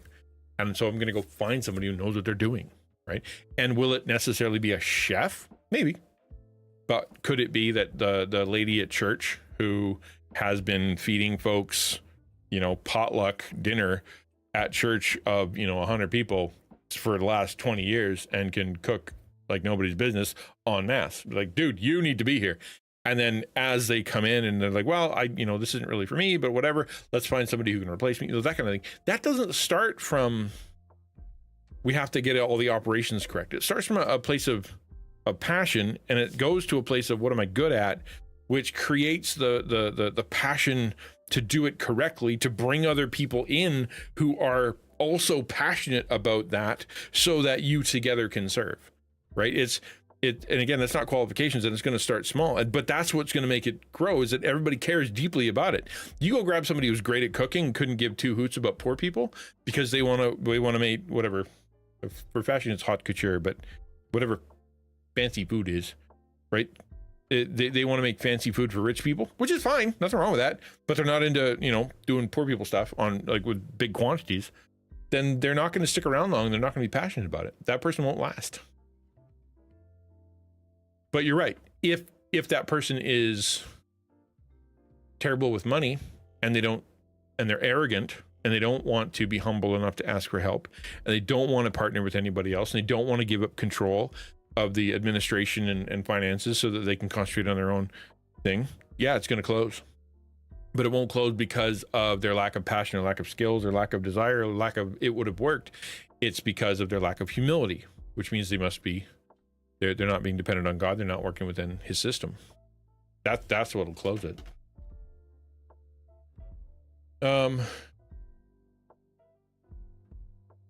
Excellent. Just thinking a lot about excellent proof in the pudding concept for people in ministry. I just think it starts a lot more grassroots and personal than maybe you might give it credit for. That real good stuff, I mean. I would say it again, though, that if God is calling me and I am following his will, says Ukulele, I should be seeking excellence and working in fellowship with others. That often means we start at level 1, work our way to level 2, and we reach level 3. Do we need to train someone to take over level 1 stuff? Yes, exactly. Or, for that matter, you ask people for help because maybe you suck at that, and you ask people for help so that you can have people come in and tell you to do that. Like, you need to teach people how to do that, and you're like, I don't know how to teach people how to do stuff. I just know how to do stuff. Like, cool. We need to figure out how to teach people how to do something. Do what you do. Then let's pay for someone to go to school. That's what that is going to mean. St. Bear says, So if we want to achieve either depth or breadth of impact, we should be practitioners. Hey, thanks for the follow. Of whatever we're preaching, specifically to whatever ministry we're doing. And we should do it with excellence. Get the training, develop skills, then the proof in the pudding, and your reputation will naturally precede you, and you don't have to promote your own fame. I think in a very real sense, you're really close to it. If you want depth and breadth of impact, you need to not only practice what you preach, you need to know who you are. So before anything, you need to know who you are and who God is. And so because otherwise you're just going to not know where you're going. And then after you've figured out sort of who you are and what you're about and who God is, you serve generally, right? Serve in the church, serve in your community, serve your family, serve, folks. You just, you do things to help people. And as you're serving in church and life and family and all the rest of that stuff, you're going to start seeing need that's going to tweak your heart. Something's going to happen. Wow. Poor people. Wow. Sick people. Wow. Divorced guys. Wow. Young dudes. Yeah. Wow. Young ladies. Or old people, poor people, sick people. And you're like, that bothers me and I want to do something about that. And so your service, your area of service as you're serving focuses this way. And you end up going, okay, how can I serve in this? And so you start bouncing around over there, right? So I want to serve the people. And you try an organization, you try a church, you try you start something that whatever. But as long as your passion is there, right? As long as you're like, okay, this is the need that I want. Then what you said, right? Like, in order to have depth and breadth of impact on the people that you care about, to change that world in the way that you feel it needs to be changed, You got to start doing what you're doing, practitioners, which means serving others, and then living that out in an authentic way, which means practice what we're preaching. And then we should do it with excellence, which means you humbly are learning, and you are seeking to the parts that you suck at, to find people who don't suck at that, and then you partner with them to do that better. Whatever you lack that you feel as though you need to do that you can't, hire out or whatever, you need to get, you will desire to get the training, because you'll know that you're doing it wrong, right? For example, say it is a soup kitchen, or say it is a food bank, right? And you're like, I've been doing this food bank now for like a year, and I have thrown out so much food. I clearly don't know something about something I need, it's so wasteful. I could be doing this better. I wonder what I should do. And you will naturally want to learn. That's why I go back to, if I talk to a creator who's like, I want to be a good creator, I want to whatever, and I go, how often do you watch videos about how to be a content creator, or read books about how to be a better videographer, or like learn tech, or how often you do the thing and you learn about it? And the answer is never.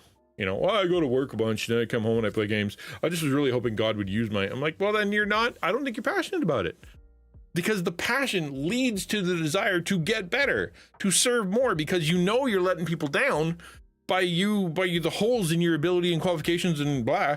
So you want to get it better and fill the holes, because that is more loving and it helps more people that you care about to solve the need that you see. Right. So I would say it's not coming from that place if you don't care and you don't want to train and become more excellent. And then the proof is in the pudding. Yeah, exactly. So as you do that, as you learn, and it takes a little time, and you stumble, and as you, kind of mess up, then, and as you partner with people, especially in the partnering with people, right? Bring people in. Now you've got a squad of passionate folks, and now that reputation starts. Why? Why does your reputation start? Because you got a degree, because you put up a sign, because you bought advertising, because no. Your reputation grows and things like that start to happen because you've served so many people that have that need. And then they tell the people who they know who have that need to come to you because you helped. Your heart was in the right place. You were gentle. You were kind. You were loving. You were peaceful. You were patient, and so therefore you should go talk to them. And it's like, well, yeah, because I don't go get help because, I went to the government place, or I went to this corporate place, or I went to this other place. They were mean. They were jerks. They didn't listen. They don't care, blah, blah, blah. And you go, well, that one does for sure. I know they do, because they love me with the love of God. They love me with the love of Christ. Even if they don't say it that way, right? That go there. And then that, because of your reputation, because of your heart, because of your character, not just because you're good at it, you will, you'll have success. Like you look at a company, right? What kills a company, a big company? It's not that they suddenly suck. It's they compromise their integrity. That's what kills them. I was watching a video recently about how websites die, how like service websites die, like Amazon or whatever. And it was the same cycle. They're talking about the cycle where you have a really good idea, and then you kind of expand that good idea. And in expanding the good idea, you make it so it's a business, like a for-profit business that, like suddenly has shareholders because you wanted to make it bigger. Suddenly those shareholders, no longer are you caring about the customers because you want to, grow and you want to serve more people and feed that need. Like say Amazon with, we wanted more people to find books around the world. Now you're serving the shareholders. So you're no longer serving the people that you were originally serving. And in serving the shareholders, now you change your perspective, and you have to make compromises that hurt the people that you were originally trying to serve, because you're serving the shareholders. And in serving the shareholders and compromising, cutting and exploiting and squeezing your customers, they leave, which causes you to panic as an organization and scramble and squeeze and panic more, which causes your quality to go down, which causes your experience to go down, which causes your all the stuff that they came for to go down, and you die. That's what happens. And what the change was from a Christian perspective, what the change was that moment you went from, I have a good idea that serves a bunch of people, to I now am using these people as a source of income, as a source of pride, as a source of so I can get something out of them. Instead of serving them and filling a need, we need to figure this out. You are now exploiting them. And in that exploitation, you end up corrupting your character, which ultimately destroys it. And there's nothing too big to destroy. Just, it will die. Amazon won't be around forever because their character is really crappy.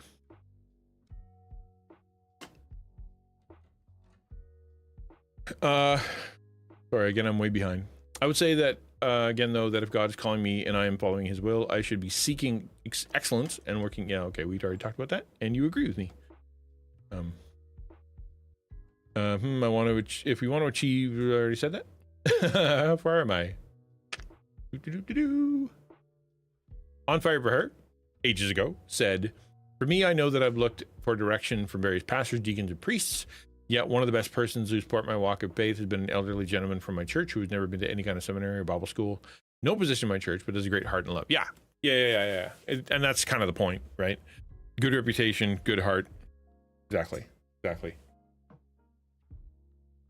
But I think to kind of support a little bit of what St. Bear was saying, a person who is like that will be discovered at some point, right? Like usually, like next time there's a position or next time you need advice, you're going to go be like, hey, you should talk to so-and-so. And that person will now have 2 people he's giving advice to, and then he'll have 4, right? Because he's giving advice and all of a sudden it's a thing, right? St. said, to be clear, I don't have a strong stance on this, just thinking recently about how, especially in this space, there's a lot of people with entrepreneurial ministry mindsets wanting to start a ministry because they feel called to it, but instead of starting by finding a mentor, maybe studying, maybe being a second to someone else to see how they build something, people start building with their own no credentials. And what if that's healthy? No, it's not. So the content creator space is very spiritually unhealthy right now. Okay, overwhelmingly spiritually unhealthy. You talk to your average Christian creator. They don't go to church. They don't talk to an elder or a pastor. They seek out their own biblical stuff, and they don't care about training. What they care about is whether or not it feels right to them. Or they avoid evangelism, avoid apologetics, avoid anything to do with spiritual stuff altogether. Like they'll literally I'm a Christian, but we, we accept everybody here, right? Like, which is, I get it, because people online are kind of freaking out, but at the same time, I'm a Christian, but I don't go to church, and I don't read I don't read the Bible. I don't listen to anybody teach me the Bible. I don't go to a group. I don't have any support system. I've just decided to call myself a minister, a pastor. And I've had a few conversations with leaders who have big discords and things that they're trying to do in their discords. And I said to them, you're planting a church. You're planting a church, and you're doing it outside of any accountability, and that's not a good idea. And they're like, I'm not planning a church. I'm like, how are you not? Like, consider what you did. You have a regular time where you meet with folks, and you've gathered a group of people, and you brought them into a private location, like a building, or in this case, Discord, and you meet with them regularly, and you teach them regularly because you want to have your Bible study, so you teach them regularly. And you have leaders, and you have people that you have put into leadership positions that are your deacons, and you want to defend them and shepherd them because you feel a sense of responsibility over them. Like you planted a church,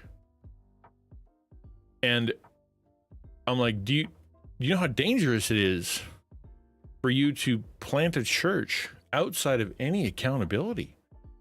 Like, nobody sent you to do that. Nobody's looking over you. No one's making sure you're not being heretical. Nobody's funding you. Nobody's helping you, like making sure you don't, screw someone up or go to jail, or like you got nothing. You're on your own, and you are single-handedly trying to take on the powers of hell as a church planner. That's nuts. You're nuts.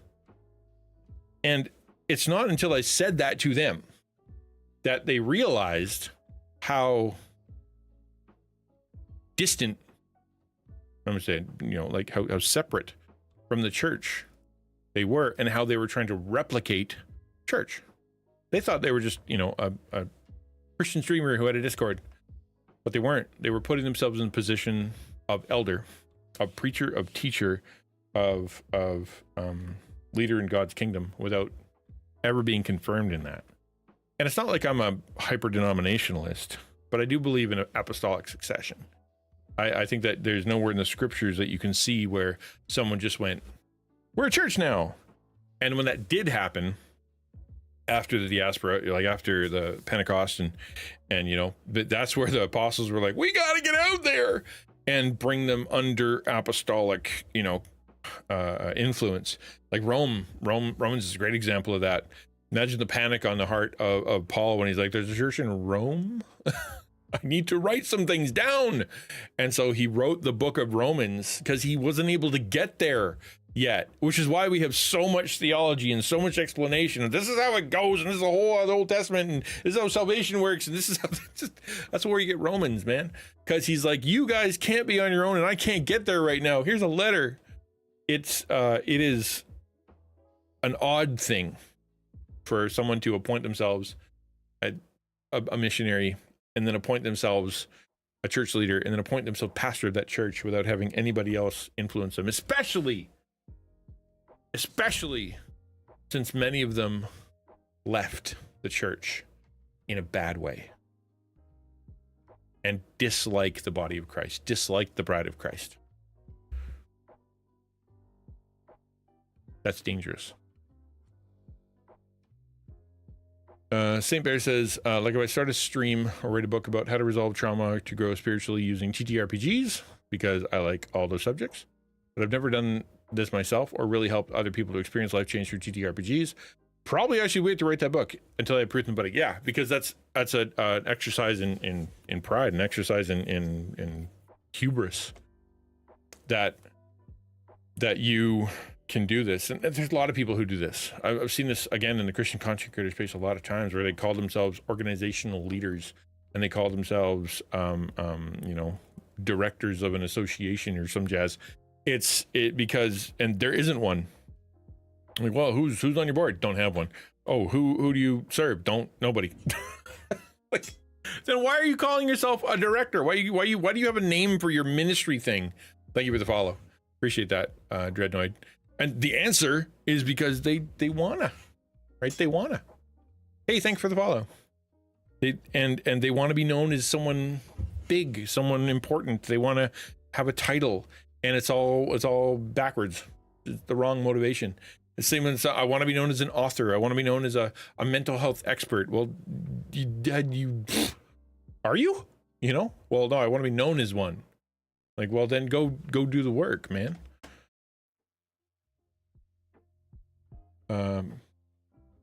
Do before trying to tell others how to do it. Yeah, no, exactly. No, you're exactly right. On Fire for Her says, for a long time I wanted to be a priest, but due to my mental condition, I've been denied from seminary in my state.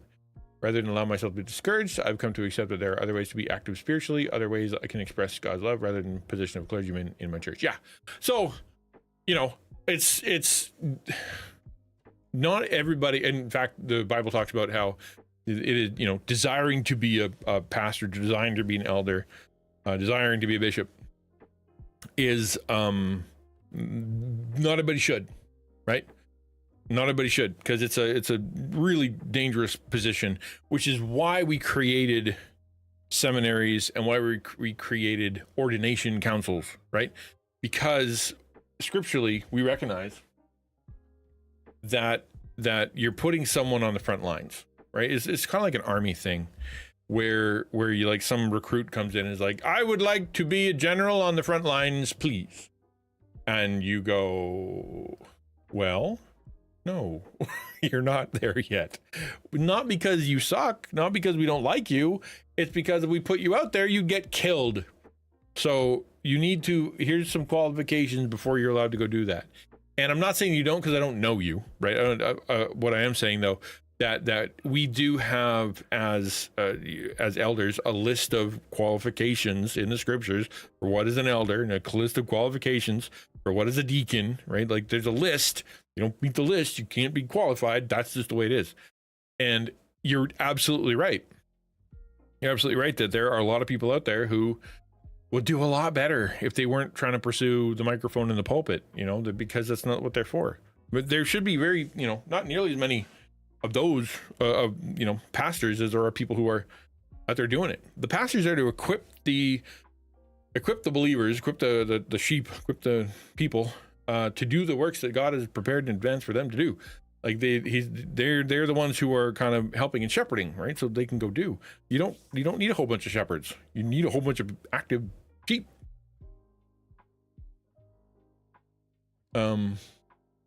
Makes sense. I think with the internet, the advent of AI and other factors, a lot of research bar has lots of research bar has gotten lower through time. Totally, dude.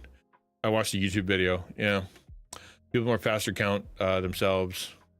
People are more fast to count themselves qualified to lead or write or whatever than maybe they should be in some situations without a mentor, without lived experience. And that's the thing you talk about without a mentor, right?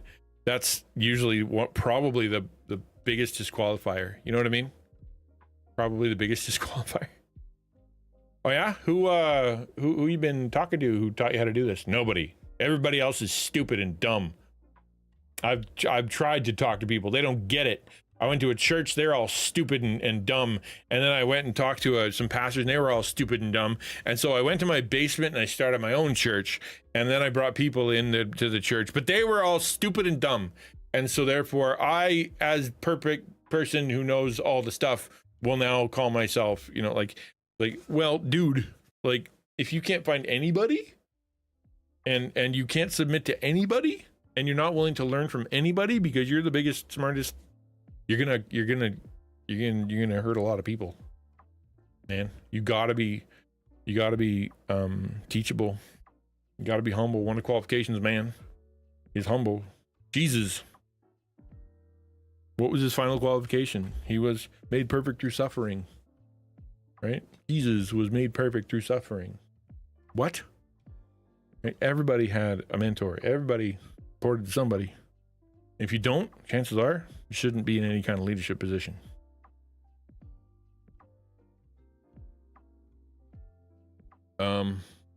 Okay. Trust me, bro, minister. Yeah, right. On Fire says, just wondering, I was looking at your bio. I noticed you uplift and up and coming Christian streamers. That is the plan. If I do like calligraphy streams with books. Oh, that's cool. Really? That's cool. Calligraphy streams. That sounds awesome. From scripture and apocrypha, would there be any help, advice you can give me? Oh yeah, totally, dude. So we have I got a book. Feel free to go read it if you want it. Ask me, I'll give it to you. But it's on Amazon and stuff if you want it. And we have a class that's going to be coming in January, probably, by God's grace, hopefully. He said again for the 10th time in a year. But in the meantime, if you have any questions, you want to talk about anything to do with content creation, just ask here. And this stream, if you look at everything I've ever written on it, it says always an AMA. The reason it says that is because the game or anything I do is always 99% of the time interruptible, right?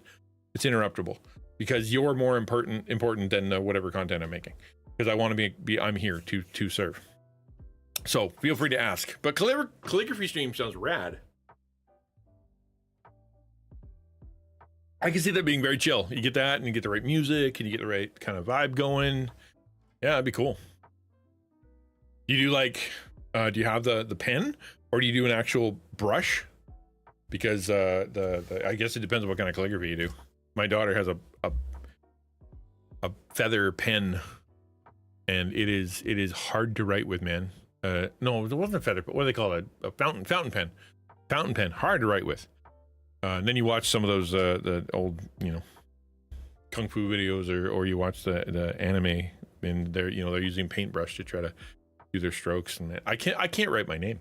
I can't. And people say that as a joke, but the truth is, when I was in grade 4, my school gave up on me for writing. They said, "Hey, you are terrible.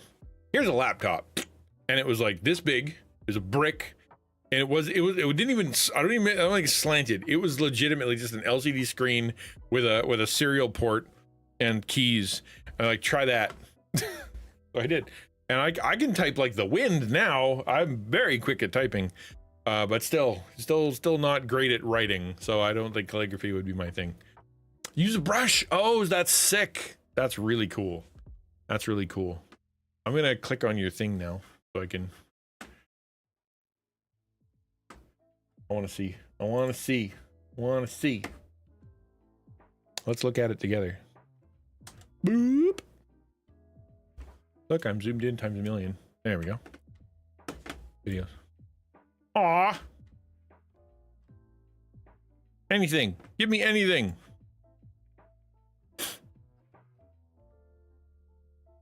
You must have something on like a... You gotta fill out your stuff, dude. That's step 1. Go fill out your stuff. You need an about. I need to know where your links are. Here, I'll hit you with a follow.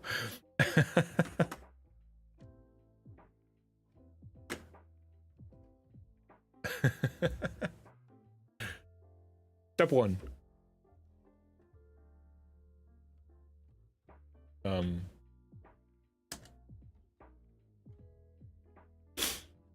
Oh, it's on YouTube. Okay, all right. I don't mind taking a look at that. That might be fun. Give me your YouTube channel.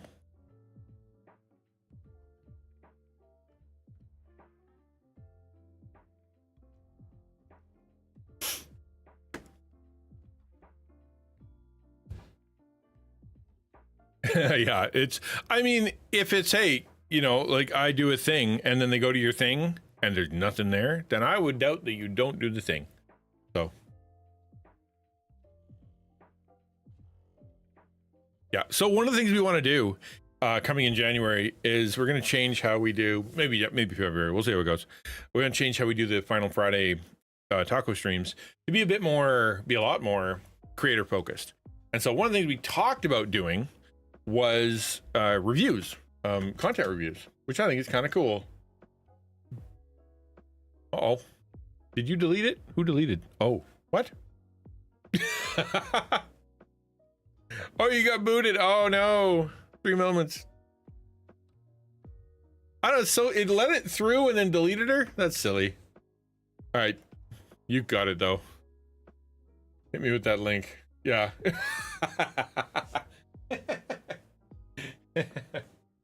Good job, but also terrible job, Stream Elements. Nice try.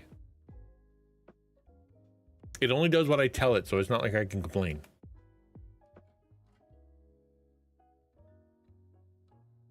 Not like I can complain.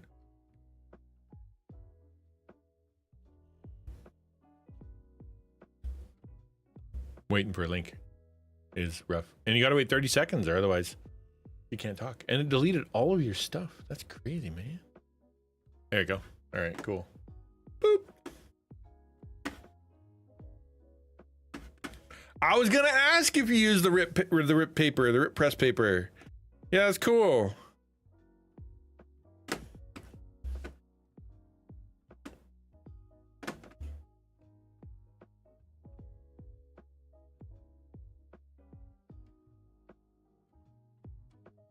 Where's the hand?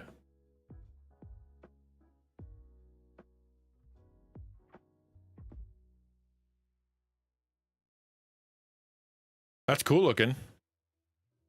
What resolution are you in right now? Is that me or is that you? Oh, so you're in 1080p, but the your camera's not 1080p. So that's one thing you should look into. Is like if you're nothing wrong with it. Like you work with what you got, but like if you're exporting these videos at 1080, then chances are you're wasting space because this is not a 1080 shot. Drop my tablet. Someday I'll learn not to drop them. Based on an our service. Will you? How many times have you done it? Oh, the Big D Studios, yeah. Okay, that's cool. Oh yeah, you do the thing. Oh, that's smart. Cool. Yeah. So yeah, you get the vibe going. You can turn up the volume a bit.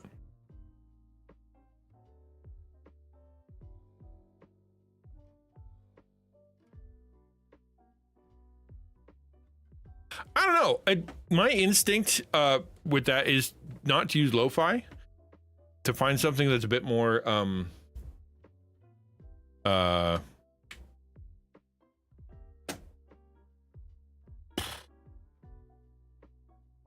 where's my volume? Why can't I hear my own music? Anyway. Yeah. To use something a bit more meditative. Here, I'll give you a link.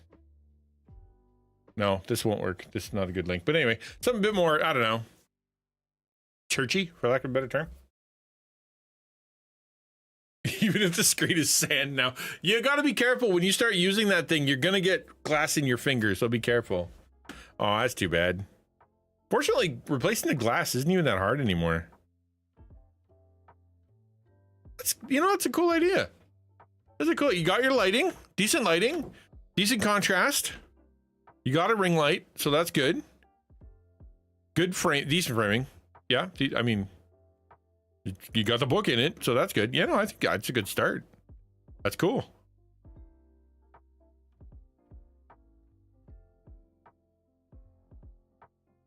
That's a neat stream. You know what? That's a neat stream. I think that's got great potential. Yeah. Get your resolution a little higher.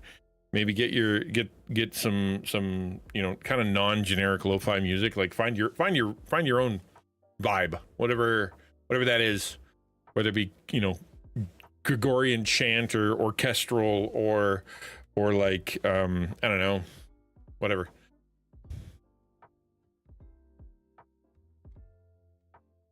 Oh, can he do it? That'd be cool if he can do it. Yeah, I took mine. I think it was like $75. A lot cheaper than an iPad, that's for sure. All right, well, that was a good stream. I think that's enough. I've been fighting being not feeling well for the whole time. I'm glad we were able to have a talk. And come join the Discord. Come hang out. I'm going to go be sick now. And I will see you tomorrow. Thank you for keeping me in prayer and for hanging out. So let's raid.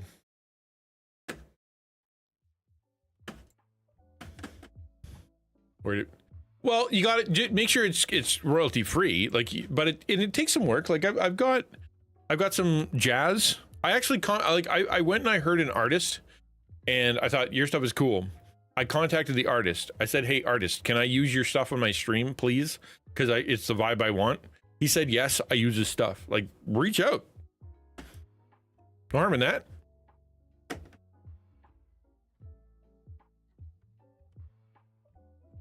I know. It shouldn't happen. It should have stopped you earlier. Yeah, that's on me. I'm just gonna send you to. Anybody talking right now? With verbs? I don't know. How about I don't know. All night. Why not? Yes, enjoy your day. I'm gonna go try to not be sick anymore. We'll see how it goes. Talk to you later, dudes, and see you for tomorrow's stream.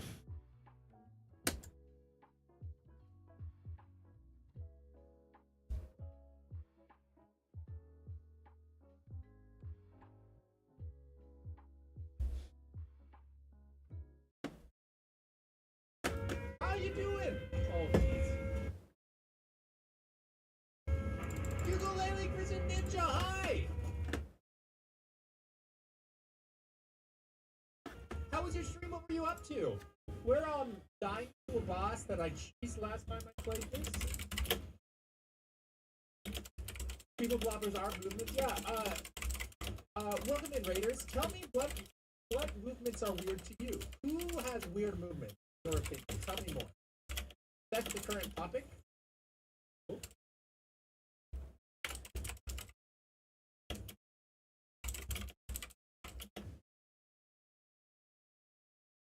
Arian, that's a movement. Yeah, that was a weird movement for sure. How was your?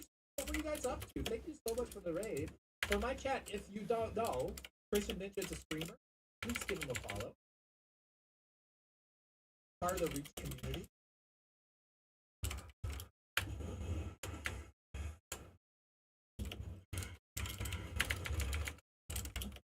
Oh, it's so far. Ouch.